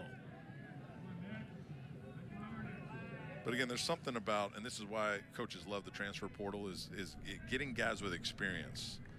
And if you've been in college for 7 years, you've learned a few things. Nick McKay.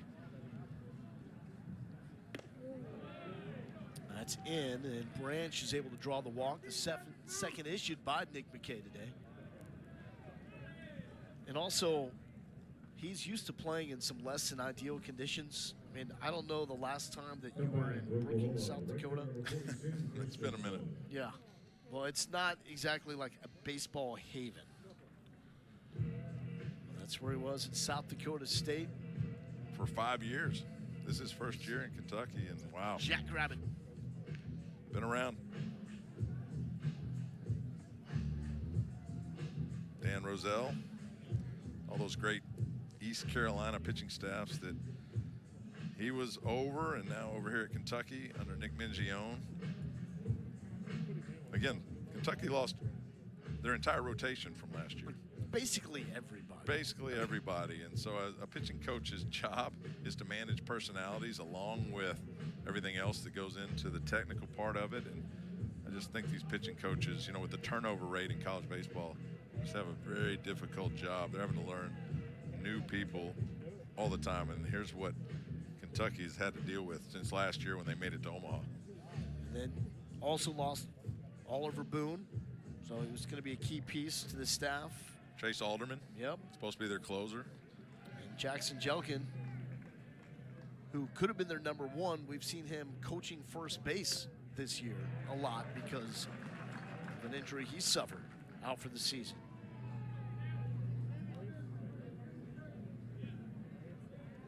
Here's Sam Christensen. Last time up, he wore one.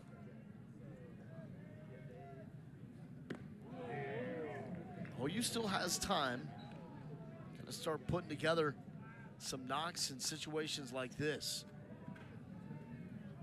2 on, 1 out for an OU offense scoring just under 7 runs a game in SEC play. Actually only trails Arkansas and Georgia. So it's not like the power numbers overwhelm you. 30 home runs coming into the series in SEC plays, only 11th, but they find a way to separate balls and strikes, as Skip Johnson likes to say, and just be a pest offensively. And strike 2 to Christensen. A 390 OBP coming into the series. Trails only Arkansas in SEC play. And they do not swing at bad pitches.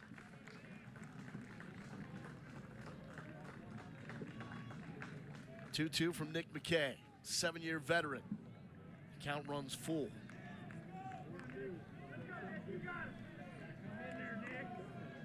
Kentucky does have an arm ready to go in the bullpen. 88 pitches now for Nick McKay. That will help the confidence as Christensen is down swinging. Strikeout number 4 for McKay. Only 4 for McKay, but he's been efficient.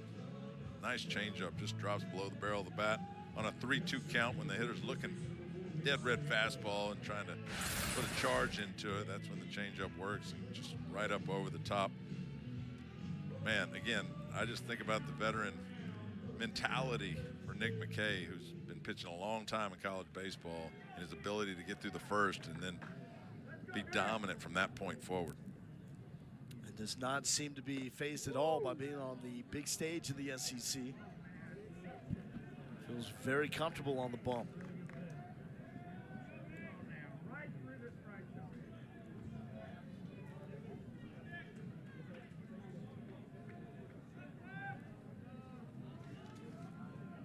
Get to see a young arm tomorrow in Ben Cleaver for Kentucky.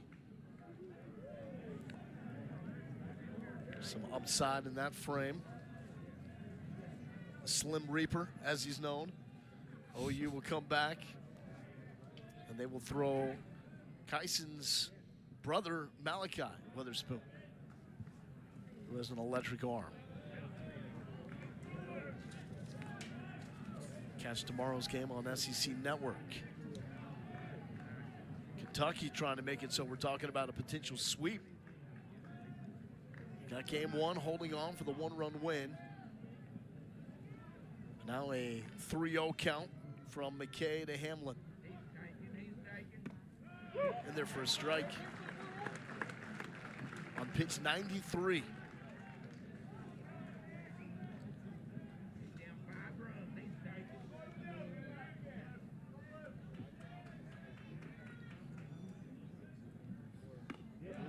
Looking, full count. Runners will be moving. Ball in the gap, scores them both. And Oklahoma right now desperately needs a big hit with 2 outs. Could be the last pitch of the game for Nick McKay. Trying to end with a statement. He has a chopper to the left side. Forget fields it in foul territory.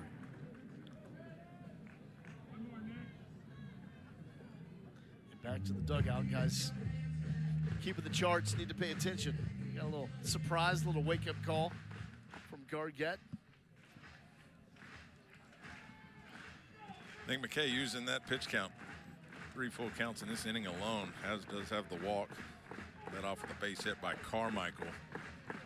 1 pitch away from shutting him down in this inning. Upstairs, bases loaded. Off the second walk this inning. Only the 3rd of the game for McKay.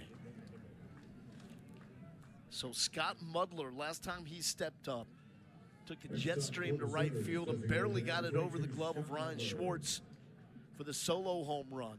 So that is why that'll be it for Nick McKay. Not going to let him face him twice.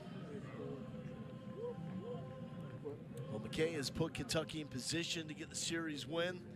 Got to hold on now like they did a night ago.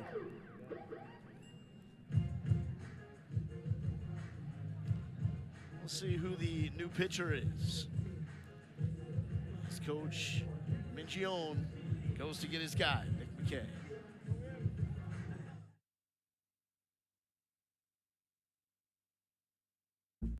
Evan Byers is a new pitcher for Kentucky. That's the man he's got to lead off against. Scott Mudler, who last time up did this. Got it up, got it into the jet stream to right field, and barely got out for the home run.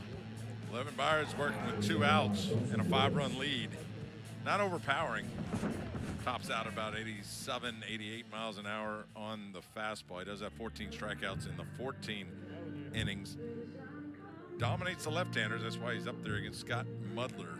Lefty's only hitting 100 off of him. Not so much the righties. Righties banging him around for a 406, but Evan Byers being asked to get Mudler out here with 2 outs. Lefty on lefty. Byers allowed a home run in his first at-bat. The first batter he faced in the series against Mississippi State. So we'll try to be locked in here from the jump against Mudler. It was a strikeout and that home run. Huge opportunity here for Oklahoma. Coming off the series win against Ole Miss, projected 2 seed in the tournament. Still in the conversation to be a top 16. A little funk, slow it down. Evan Byers, get it over the plate. Strike 1. Yeah, it's tough. You really have to sit back and let him release the ball before you even make a decision or a move.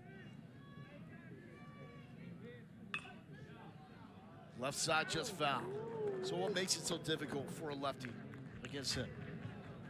Most everything he throws is moving away from the barrel. That's number 1. So again, when I talked about you can't pull it, you really have to look the other way. And he got jammed right there, but you see kind of the approach of looking up the middle, letting the ball travel into the zone. And then Byers throws from that 3/4 angle. So when he lets the ball go, it's actually behind your back and then comes across the zone, and you've got to stay with it the entire way. Outside, and it's 1-2.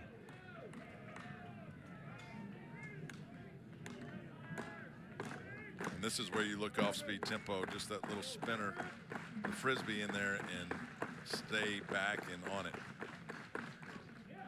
Byers a little low. No stranger to these situations, big moments in the SEC. Entered this series with 14 appearances in SEC play, tied for the most of the conference. This is number 15. 2-2, hit well, right field, it's down, fair. Oklahoma back in this thing. Carmichael scores. Branch does as well. Hamlin will check up at third base. And even though that lefty-lefty matchup favored the man on the bump, it is Scott Mudler coming through and his 2nd straight AB. Evan Byers has only given up 2 hits to left-handers all year. And when you know it's coming, it makes it a little less difficult. And the pitching sequence after the fastball has to be that spinner back over the zone. Scott Mudler knew that out of the 8-hole, sat back and waited on it and ripped it to right field. Gives Oklahoma new life here in the 6th. Yeah, certainly got a game now. 8-5 lead for Kentucky. So this will bring out the head guy. Looks like there's going to be another change. As Niall Adcock is ready to go for Kentucky. And the call is made. So Evan Byers is not able to Get Butler out of that bases loaded situation. Butler won the matchup, and it's a 3-run game.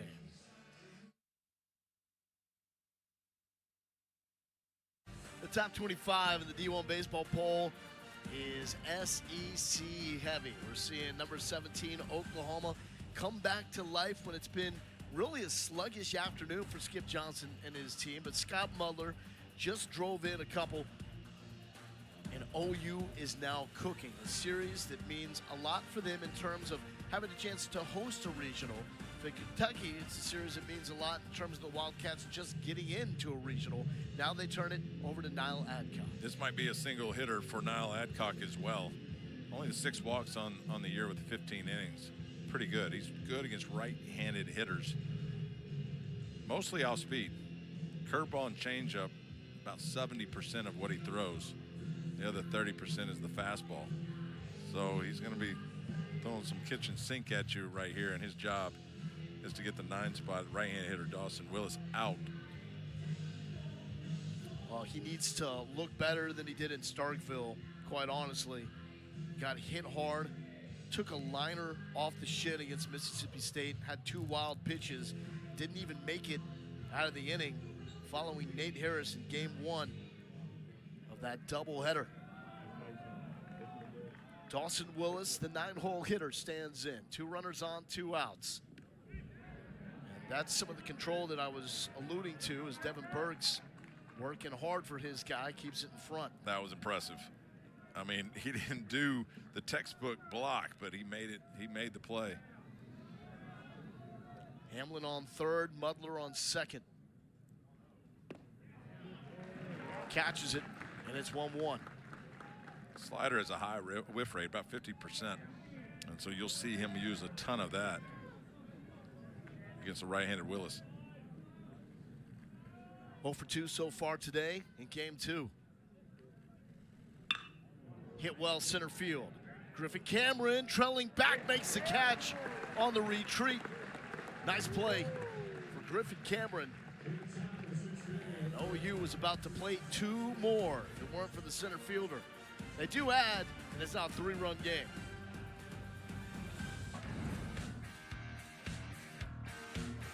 Squeeze play. It is a must-see this time of year. Getting into conference tournament, regional play, supers, and then Omaha. You know what I love about squeeze play? You What is got that? Chris Burke and Mike Rooney, who Polar I look forward to opposites. Omaha, polar opposites, who I look forward to Omaha because I get to sit at the lunch table or whatever and talk baseball with these guys who Yeah. are so knowledgeable, you know. So that gives everybody an opportunity to do the same thing, the squeeze play. I mean, these 2 guys really know baseball, and the lingo that Mike Rooney uses is like different than anybody else. He's from a different planet. They play a lot of baseball on that planet. But it's just one of the most fun-loving, genuinely great human beings that you will ever meet. He seems like he knows everything about everything. So both those guys really great on that stage of squeeze play. Tyler Bell leading off. He's got an 11-game hit streak on the line, 0 for 2 today. That hit streak coinciding with him moving into the leadoff spot. He's looked mighty comfortable there. 1-2 count here from Reed Hensley. OU in the shift. Just hit through it, why don't you? Will it hang up? And it does. Christensen makes the catch right on the tip of that warning track.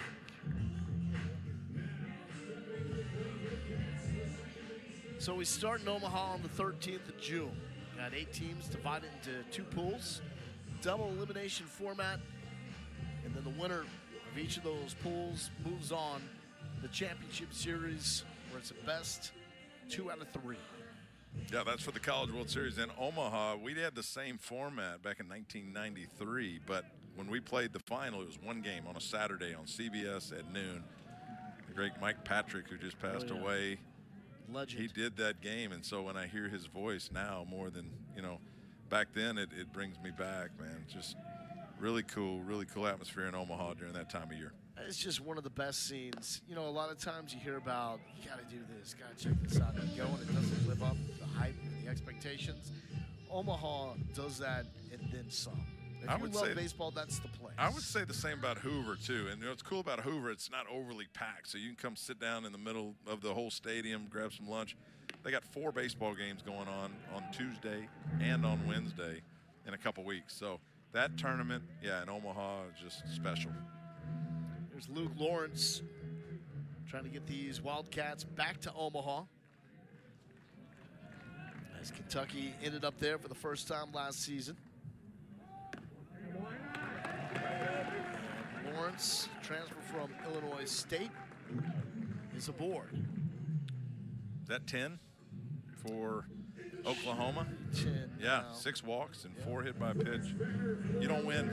You can't win when you got a good hitting team like Kentucky and you also gift them first base. And this is abnormal for Skip Johnson, Oklahoma pitching staff, but and you tend to see it more on the road than you do at home for whatever reason. I don't think they're overly nervous or anxious out there. It's just a different atmosphere.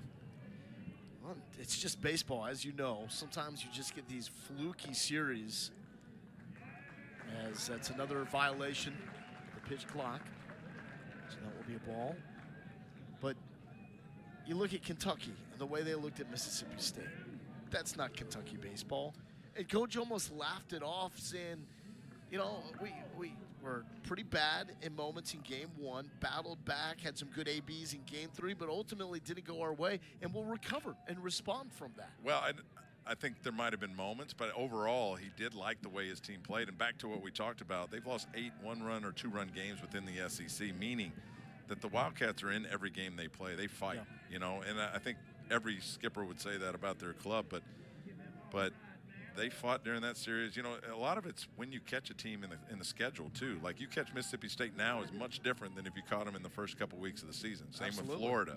You know, these teams that were struggling early that now are red hot. A&M, a third team, and I think it's a fight between Kentucky, Texas A&M, Florida, and Mississippi State to get into the field of 64. I say that, you know, because that. If 3 of the 4 get in, that's 13 schools of the SEC. So you start comparing resumes, and not to pick on Mizzou, but it's something you have to do.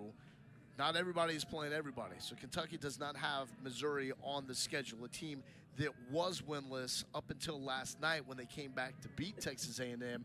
That's going to be somewhat of a red flag on A&M's resume, as Hage takes this one to left field, but caught on the line. Yeah, so what I'm saying is I think 10 teams in the SEC are locks to get in the field of 64. Then you got those 4 that I just mentioned that are on the bubble, and that's why these games are so important for Kentucky, you know, to start stacking those wins with 5 games left. Here's James McCoy. It's been hit twice by this OU staff. And Skip Johnson will come out. Has all the arms up and getting ready for OU.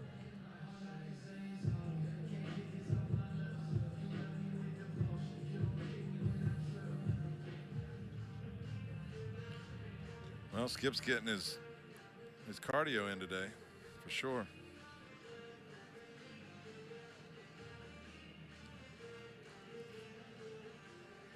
And there is a pitching change as Jaden Barfield will check in for Boomer Sooner, trying to get out of this bottom of the 6th.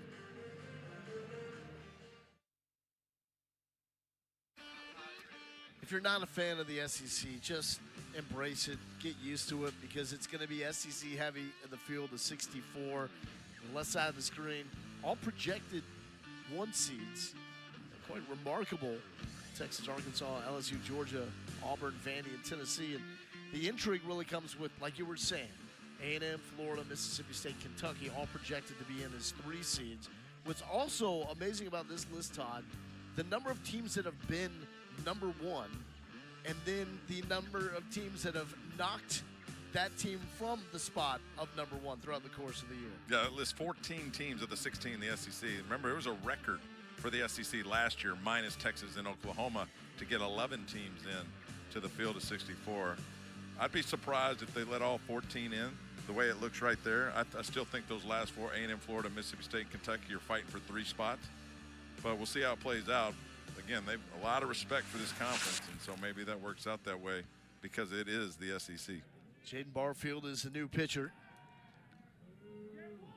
He'll face James McCoy with Luke Lawrence on via the walkover at first base. Freshman from Pearland, Texas. Facing two switch hitters, McCoy and Gargetta. Gargett put him on the right side.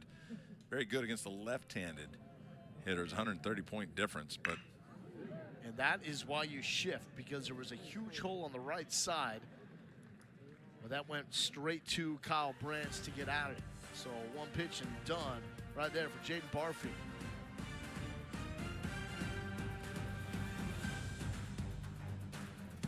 You're watching the SEC on ESPN. OU jumped out with an early 2-0 lead. Kentucky came right back with the fourth spot in the bottom of the first inning. Added 3 more in the 5th. OU tacked on 2, and we got a game, 8-5. So Kentucky will turn it over to Ethan Walker, making his 12th appearance out of the bullpen on this season. Low 90s fastball. Better, actually, against left-handed pitching. Of course, the lefty-lefty matchup. It's 45% whip rate on that change that he'll drop on those right-handers. For Ethan Walker, he's had a good season.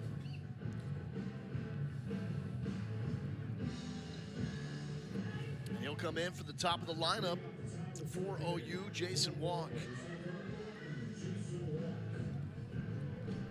Walk led off with a single to right, just like he led off game number 1 of this series. Struck out, hit a ball well to right field that was caught. And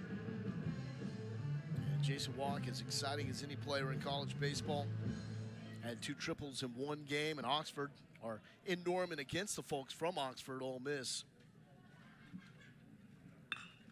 And this is into the gap, but on a beat is Ryan Schwartz.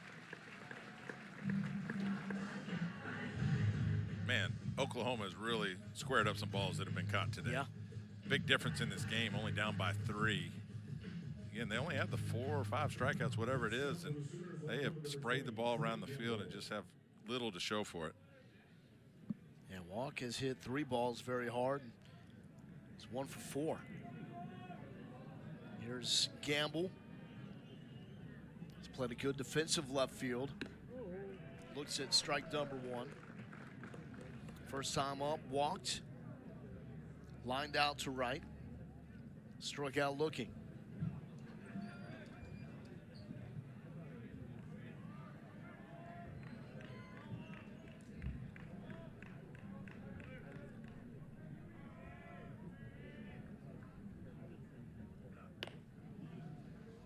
Way out, and it's 1-1.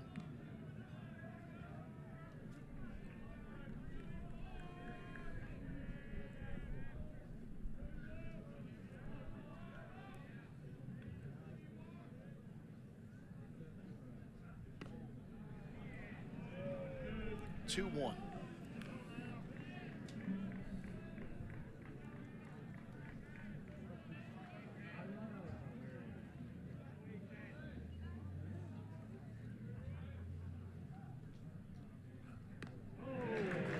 Swinging through, and it's 2-2. Gamble with an 8.4% chase rate in SEC play. That's the best in the conference coming into this series. Next closest is Rylan Galvan for Texas at 13%. Yeah, best meaning low, like Yep. not very often. He's not going to He flinch knows the zone, yeah. unless you're putting it in the zone. And now this is a situation lefty on lefty where you loosen up a little bit. You know, he doesn't have to drop a fastball on you, but you kind of think he might. And this is the deal where you might be able to get the barrel out. He didn't do it. He's looking.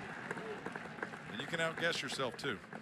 Like in this day and age, 3 and 2s aren't necessarily a fastball anymore. And so if you have even the thought that he might throw some of those pitches he threw on the outside corner, a slider or a cutter, and you'll freeze up on that 4-seamer middle end, and that's what happened on a 3-2 count.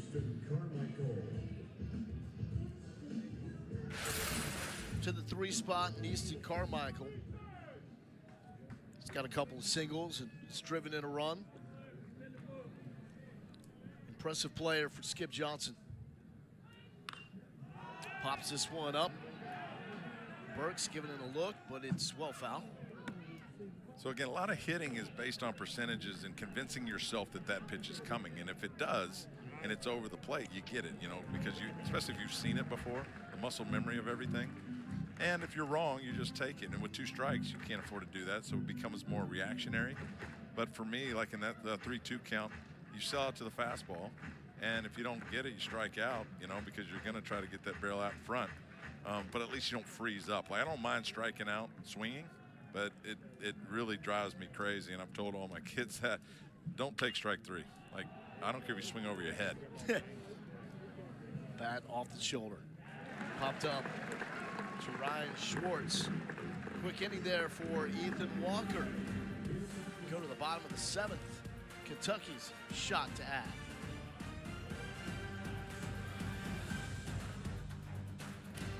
An 8-5 lead for Kentucky over Oklahoma. First all-time matchup this series between these proud programs. Oklahoma looking like a tournament team in terms of their resume coming into this game. Kentucky among the last 4 in. A win here would go a long ways to making them a little more comfortable when Selection Day comes around. Also give them a series win against the number 17 Oklahoma team. Jaden Barfield will face his second batter. It's Caius Gargett. He's been good over at third base and has embodied the Kentucky way of just finding different ways to get it done. He was hit by a pitch his last time up. And laces this between Willits and Willis for the single to left field.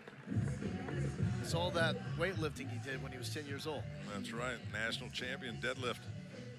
Ambushes the first fastball here in the bottom of the 7th inning. You've had 3 at-bats already in this game.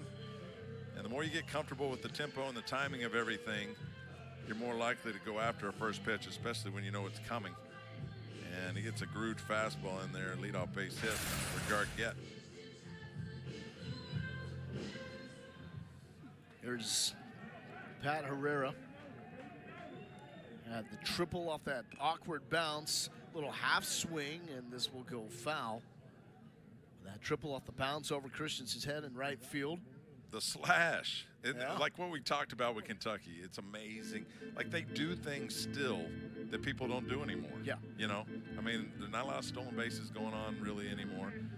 There's not a lot of bunting early in games, and there certainly isn't what you just saw right there. No. Like a square round of bunt, move the defense around, and then pull it back and try to slash, which works if you can put it in play, but it's not something that people use.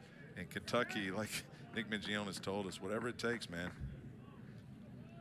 And showing bunt now for Herrera, slashing again, and just taps it to Hamlin at first base, and it does the job of a sac bunt, moving him up 90. So my deal is, I would argue at that point that it was a sac bunt. If I'm the hitter, like, you don't want the plate appearance, right? Yeah.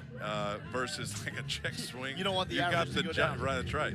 You got the job done, and it was like a half swing, I guess, but gets the job done nonetheless. They're trying to get them over to scoring position with 1 out. You bring up a great point about the things that Kentucky does that you just don't see in the game anymore. If you watch them for maybe not 1 series, but give them 2 series, Skip Johnson will make a change on the mound. They'll do pretty much everything you can possibly do offensively in a game. We'll see squeeze plays from a runner on third base as well. We'll see them straight steal home. It is everything. All the boxes are checked when it's Kentucky finding a way to manufacture a run. And with their 18 outs that they've had so far in this game, 6 innings, they've pinned 8 runs on Oklahoma, so they can score. Yeah. So Michael Catalano will be the new pitcher for Skip Johnson. Using that bullpen, trying to find some answers with his team down by 3. Lexington, Lo Galindo here with Todd Walker. After Kentucky's opening win against OU last night, Kentucky moves to 11-14 in conference play, 8 off the lead. Oklahoma 13-12, 6 games back. So you're talking about the number 10 and 12 spot in this SEC race.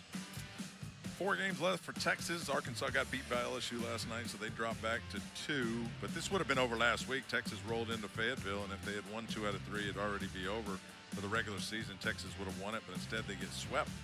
And so now, as you see, Georgia, LSU, Arkansas all have a shot, even Tennessee, to climb back in this with 4 or 5 games left.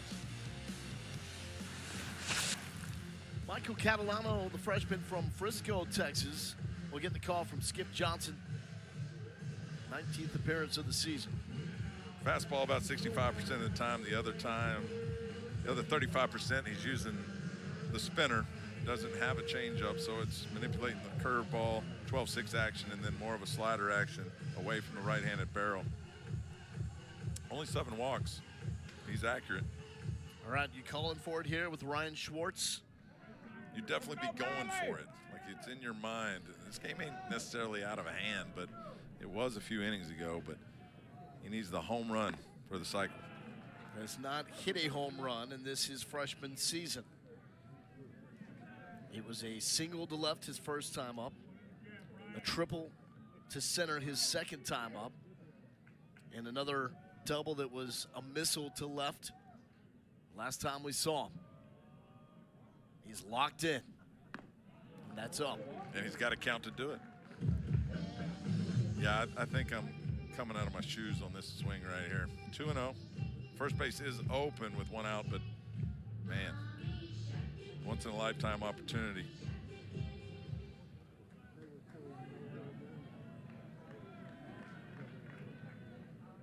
(2-0). Schwartz can be aggressive. That's not the pitch, the throw back. Not in time, but just enough to say, Kais Gargett, we know you're there. You can run. We'll see Kentucky very aggressive with the secondary leads. 3-0 count here, you get the green light? No, not with 1 out.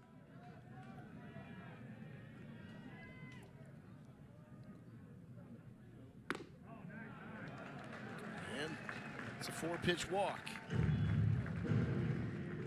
So going for the super cycle, I guess. Get a walk, maybe a hit batter in there, and then a home run. Still a great day. On base all 4 times out of the 7-hole for Ryan Schwartz.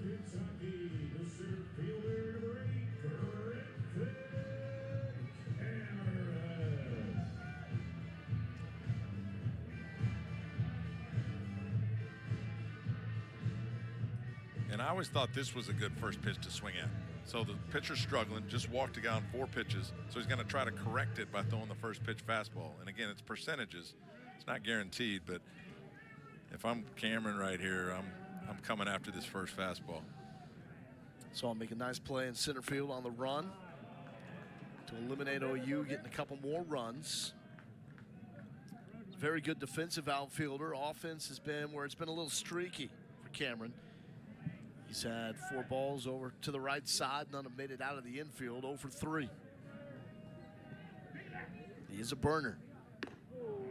Yeah, and so hitting's too difficult. So when you kind of have an idea what's coming, you usually jump at it. And after the first ball, now you know that Catalano's going to throw a fastball for a strike.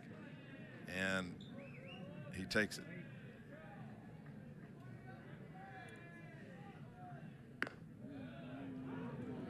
One, two. Got some ride on that fastball. It says 93. Looks a lot harder than that from up here.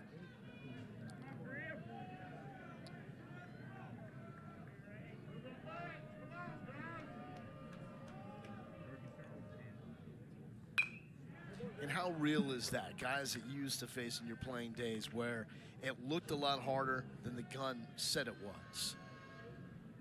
Nowadays, the guns are 100. You know, we didn't. I always say that I feel like the reaction time was the same from a guy throwing 95 20 years ago till 100 now. Yeah. You know, the guns are a little elevated, but a little hot. Little hot, but we didn't measure spin rate and all that type of stuff. But there were some guys that got more strikeouts than others because they were able to throw that high spin rate, which means you throw the same pitch at the same velocity and it ends up in a different spot. That's spin rate. And we had Brett Laxton, who had a College World Series record, 16 strikeouts in 1993. He threw 130 some odd pitches in that game, complete game, threw 7 sliders, all fastballs. Struck out 16. I love that what story. You're good at. Well, I love that story because in this day and age, when a kid comes up to you and says, "Hey, I got 5 different pitches. You know, I can do this and that." A lot of guys at the highest level only master 2 pitches. You know, like Tom Glavine, I think about. You know, certain guys that. You know, and really Tom Glavine was just, for me, a left-hand hitter, just cutters, you know, away. And was just, he had mastered it. And And that story with Laxton, you know, just all fastballs, struck out 16, shaking a lot, putting a little doubt in the hitter's mind makes a difference. Down the line into the mid of Hamlin and makes the play. But he was a high spin rate guy that we didn't know at the time. You just knew it was different. Right.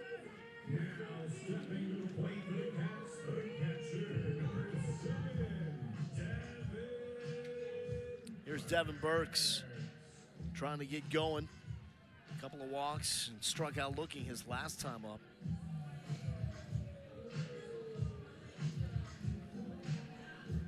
Trying to get insurance where you can in this SEC race. Not for the timid, tell you that much. Big boy baseball they play in this conference. 5 games left. Kentucky's at that 11-win mark. We all think the magic number's 13. And you think of a game like last night, they won a 1-run game. And now this one. You just can't let these get away this late in the season. Burks out front, and it's 1-1. So this is huge for Kentucky. I think more so than Oklahoma. Oklahoma's already in, I think, the field of 64. Kentucky's fighting to get in.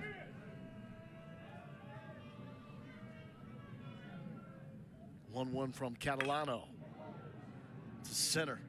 Jason Walk, cool, casual, makes a catch. A couple left on. So OU still within striking distance. They just got to get some of these barrels to fall. To the 8th we go. Kentucky with the 8-5 lead over OU. Scott Butler has come through clutch for OU. They need more of that. He's got a home run, doubles, driven in 3.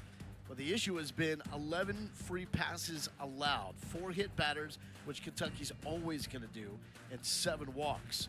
Schwartz needs a home run for the cycle. He's been electric. And the Wildcats seeking their 2nd series win against a ranked opponent this season. Set a record today, 133 hit by pitches for this Kentucky team. That's a school record. Can't forget about that. They take a lot of pride in that, as they should. Part of the mentality of whatever it takes. That's the approach for Kentucky offensively. Defensively, it's really the way this program has been built. Played solid defense here today. Nick McKay was good off the bump. Had a little bit of a rocky start with OU tagging him with 2 runs in the top of the first, but came back, found his control, found his rhythm from there. Once they chased him from the game, OU was able to get 3 additional runs, and that has made it a little more competitive. OU, though, watching them, it just feels like, to your point, Todd, they found a lot of barrels. If they can get a couple of those to fall, they still have a chance in this game. Here's Jackson Willits.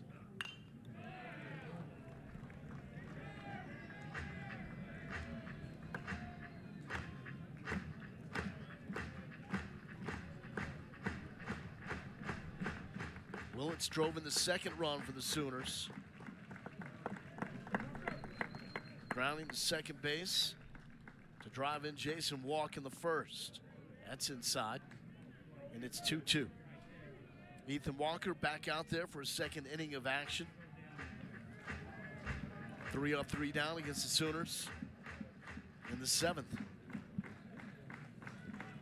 Checking the pitch comm system.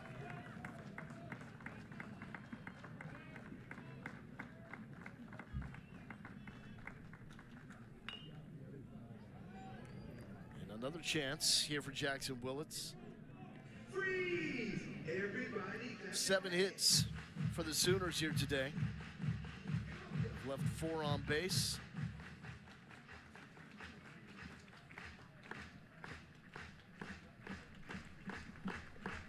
Butler in the 8th spot has been the biggest threat.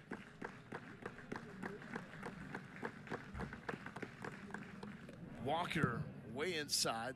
Looks like that could have clipped Willits. And it did. He's taking his stroll to first base. Now the fans here at UK don't agree, and he's been called back to home. It did not get a piece of him. Fastball just gets away from Walker. No. And it didn't hit him. But you can't walk Willits to lead off this inning. You got a 3-run lead, but don't return the favor by gifting them first base, especially with no outs here in the 8th. Down on strikes, Ethan Walker gets him. That was filthy. And that's the day and age we live in now. We were talking about that during the break. This pitch, 3-2, was almost always a fastball. And Ethan Walker has the ability to land a slider. When that hitter's looking fastball and trying to get the barrel out, not going to miss, and dead red and all the things you think about as a hitter, when they drop an off speed on you, that's the way you're going to look. And it's just a nice pitch from Ethan Walker. There's Kyle Branch, his first time up, had what we thought was a sac fly RBI to center field. It was challenged and overturned as it was ruled. Runner from third base left early. Still, I don't think we saw enough in that review sequence to warrant overruling a call on the field, but it certainly was a momentum changer in favor of Kentucky, and that gets away from Gargett. Fair ball. Branch motoring to second base. And Branch standing on second with 1 out. That was going to be a difficult play for Gargett, even if he gloves it down the third baseline. Ball was off the end of the bat, so probably had a little spin to it, and just kind of he overran it a little bit. And even if he makes that backhand play, that is going to be a long throw across the diamond to try to get Kyle Branch, but double for Oklahoma.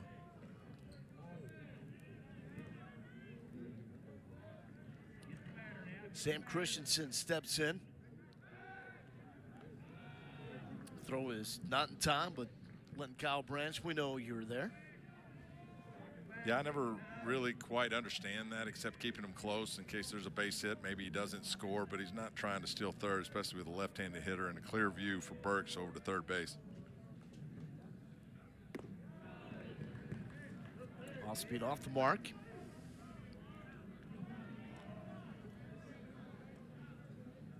Well, Christensen had to learn it the hard way. Had the single his first time up, then was promptly picked off over at first base on the move from Nick McKay. And looks at strike one here. It's 1-1.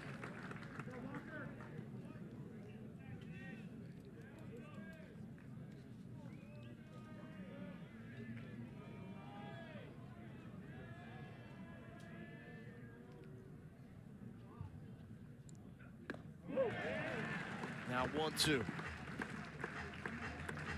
Good chess match right here. When the hitter's looking for something, you throw something else. And Ethan Walker drops the slider on him. Now as a hitter, you're trying to tell yourself to stay back, and that's when you buzz the fastball. And Walker gets his second strikeout of the inning. Same deal. So Christensen's looking for that slider because that's the sequence. And he gets a doubled up fastball that Burke's not able to hold on to. Still gets the call for the second out. But nice job by Ethan Walker thinking along with Sam Christensen and getting the strikeout. There's Mason Hamlin hitting in the 7 spot. Has an infield single to his credit. And this is hit well to right field. Schwartz is going back, but he is right on it.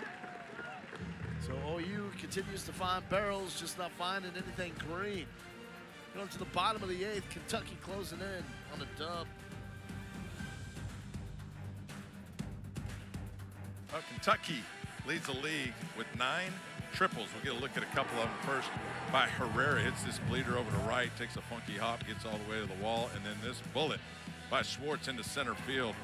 Walk not able to keep it in front of him. 2 triples today for Kentucky, and they're loving it. 9 triples in conference play. They lead the SEC. 3 so far this weekend. OU is actually right up there as well. They've got 17 on the season when you include non-conference. And that is the best of the SEC, 17th nationally. So 2 teams where speed is a big part of what they do offensively. Kentucky now in the bottom of the 8th, trying to add, get a little more insurance. Tyler Bell will lead off.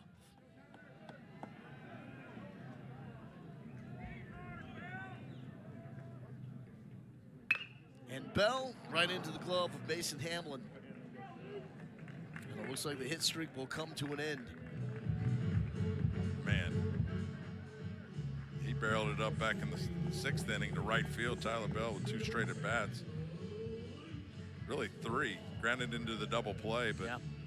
Man, can that kid hit it hard and uses the entire field. Talked about him, 2nd round pick, opted to go to college, and he's going to be a player. So the highest player selected in last year's draft that elected to go to college. Bright future for Tyler Bell here in Lexington. And Luke Lawrence hitting in the 2 spot. 0 for 2. Has gotten on twice via the free pass, which has been the issue all day for OU. Big cut. That's another one looks harder than 91. And the reason you swing at it as a hitter, it's closer to your eyes, and so you see it so well. But when it's got any velocity behind it, it's hard to catch up to. And saw that right there at 91, above the belt.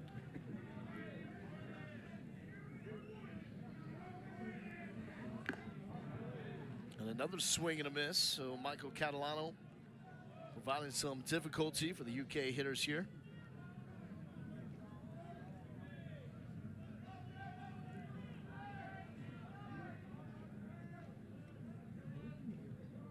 One, 2 to Lawrence.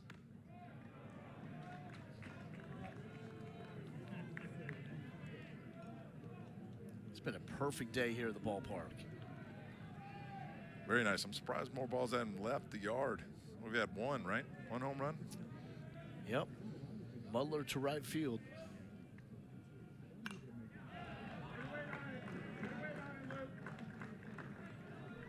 It's a good break from the game of college baseball, kind of going more towards the gorilla ball end of the spectrum recently. You need to sprinkle in some. The offense since 2023 has really taken an uptick since the BB Core was introduced back in 2011. And they really got a grip of the trampoline bats in the late 90s. You know, and then you didn't have a whole lot of offense, you know, through 2000, 2015, and then they came up with what they called the tightly wound seam baseball, yeah. You know, and then the offense started an uptick at that point. But, yeah, I mean, throughout the country, they're averaging over 7 runs a game. And the offense is back in college baseball. I'm a fan. This one is flared, and Willis makes a stop. I think the balance is obviously the biggest thing you're striving for, because when the BB Core bats first came through, I mean, no one wants to consistently go to the park and watch a 2-1 game. And that's what you saw in Omaha for a few years. Yeah. Remember that? It was a graveyard With up a there, huge park, too. Huge Yeah. park, and then you're dealing with all that other. I mean, there were 2-1 games and balls getting blistered that weren't leaving the park, and they had to find a happy medium. Seems like they've done that. And we've had some high-scoring games in Omaha the last few years. Here's Hage. It's just good to see him running around, playing the field. He had that massive collision with the left field fence in Starkville. Actually hit the fence twice, and that's a big body that can move quickly. The fence is the only thing that wasn't going to move if Cole Hayes runs into you. Yeah. Check swing here. Got a cover, and Catalano does, so good communication there with Hamlin and Catalano. Top of the 9th. Here we go. Kentucky looking for 3. Kentucky looking for the series win against OU. This would certainly boost their tournament resume. We got one more weekend left in SEC play after this. Then we go to Hoover, and then it is regional time. So these ones, they always count. The magnitude heightened at this time of year. And Kentucky's only had 3 series wins out of the first 8 weeks. So this would be big for them at home. Ethan Walker has been magnificent out of the bullpen for Kentucky. We'll try to get 3 quick ones. Scott Mudler, the only player to leave the park in this game with a solo home run to right field. He also drove in 2 on a double to right. So 3 of the 5 runs for OU driven in by their number 8 hitter. Ethan Walker spot in that one. It's no 2 count. Sean Montoya out in right field for the Wildcats. Just checking in. The stash game strong. With the salad in the back. Yeah. Now that's college baseball. That's it. Like Mingione said about his offense, whatever it takes, whatever works. You can tell he wants his players to have a personality and enjoy playing this game of baseball. Well, how can you not? You know what I mean? I mean, again, the stress and everything else that goes along with it, your future when you're in college, we all can relate to that, you know, about what's going to happen. It all can pile up on you where you don't have fun. But the games that I had fun, it translates into playing as good as you can play. I mean, but it's easier said than done. For a lot of these guys, it's coming closer to an end.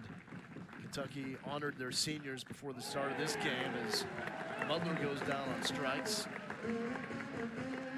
And not all these players will be as fortunate as you were to play as long as you did in the big leagues. Man, Ethan Walker just blazing fastballs right by Scott Butler in the 8th spot, who already has a home run and a double in this game. And Ethan Walker just said, here, hit it. Struck him out. 4 strikeouts for Ethan Walker.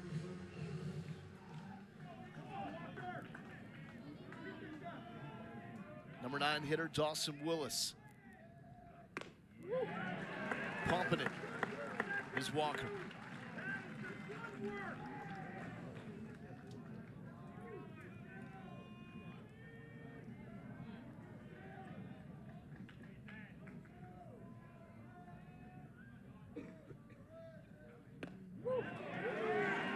How about that? Good luck with that one, Dawson Willis. On the outside corner.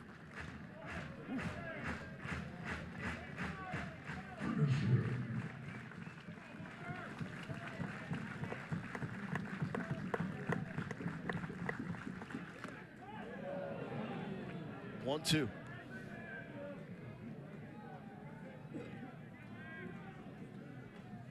Ethan Walker looking for the put-away pitch.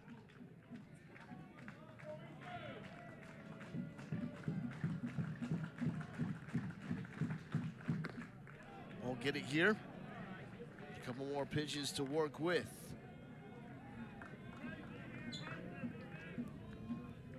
Kentucky has had a fantastic bounce back.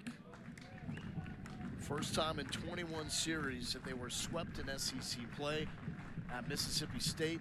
They've come back strong. 1-run win last night against OU. Holding on to a 3-run advantage here. And they had to respond. A gutsy 4 spot in the bottom of the first after OU put up 2 to start the game.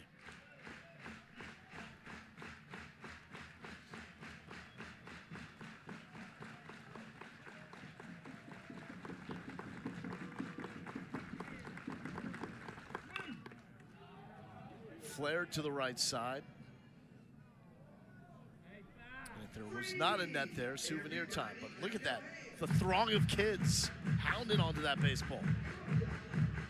Some athleticism out there, and the Sooner fan picks it up. Look what I got. You'll remember that forever. Absolutely.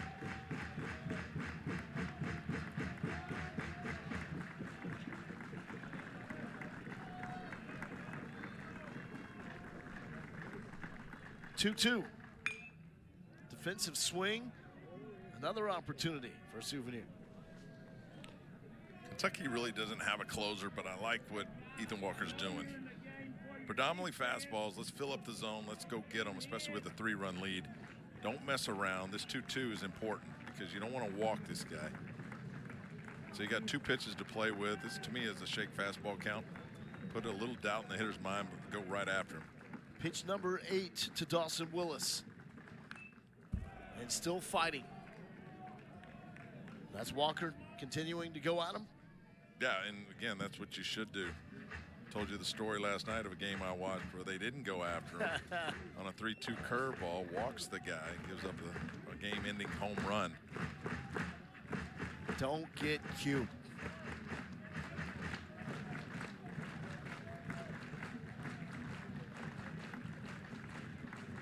Ethan Walker fires, hit well left field.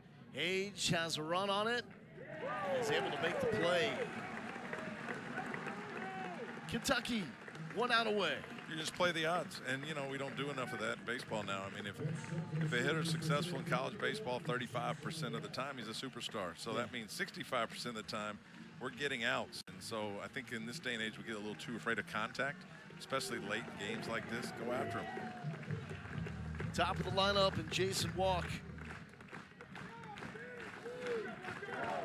There's the first batter Walker faced upon entering the game. Walker's ahead 0-1.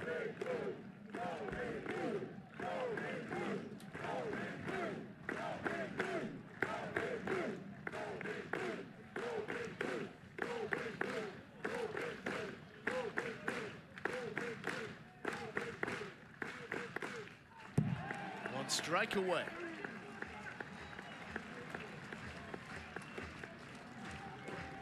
Simon Gregerson last night tried to hold a 1-run lead and did it for Kentucky. That closer spot's tough.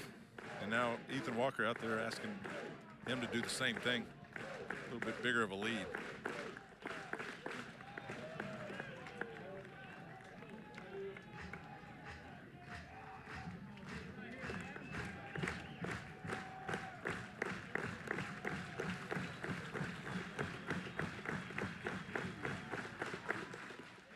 Ball game. Ethan Walker fired up as he should be. He's helped Kentucky deliver a massive series victory. This one will look really good on a resume that's right on the cusp of having the Wildcats in the tournament. 4th series win for Kentucky on the year. It gives them their 12th win in SEC play. One step closer to the field of 64 for the Kentucky Wildcats. Kentucky got a lot of help from OU as the Sooners pitching staff issued 11 free passes. Not going to win many games doing that.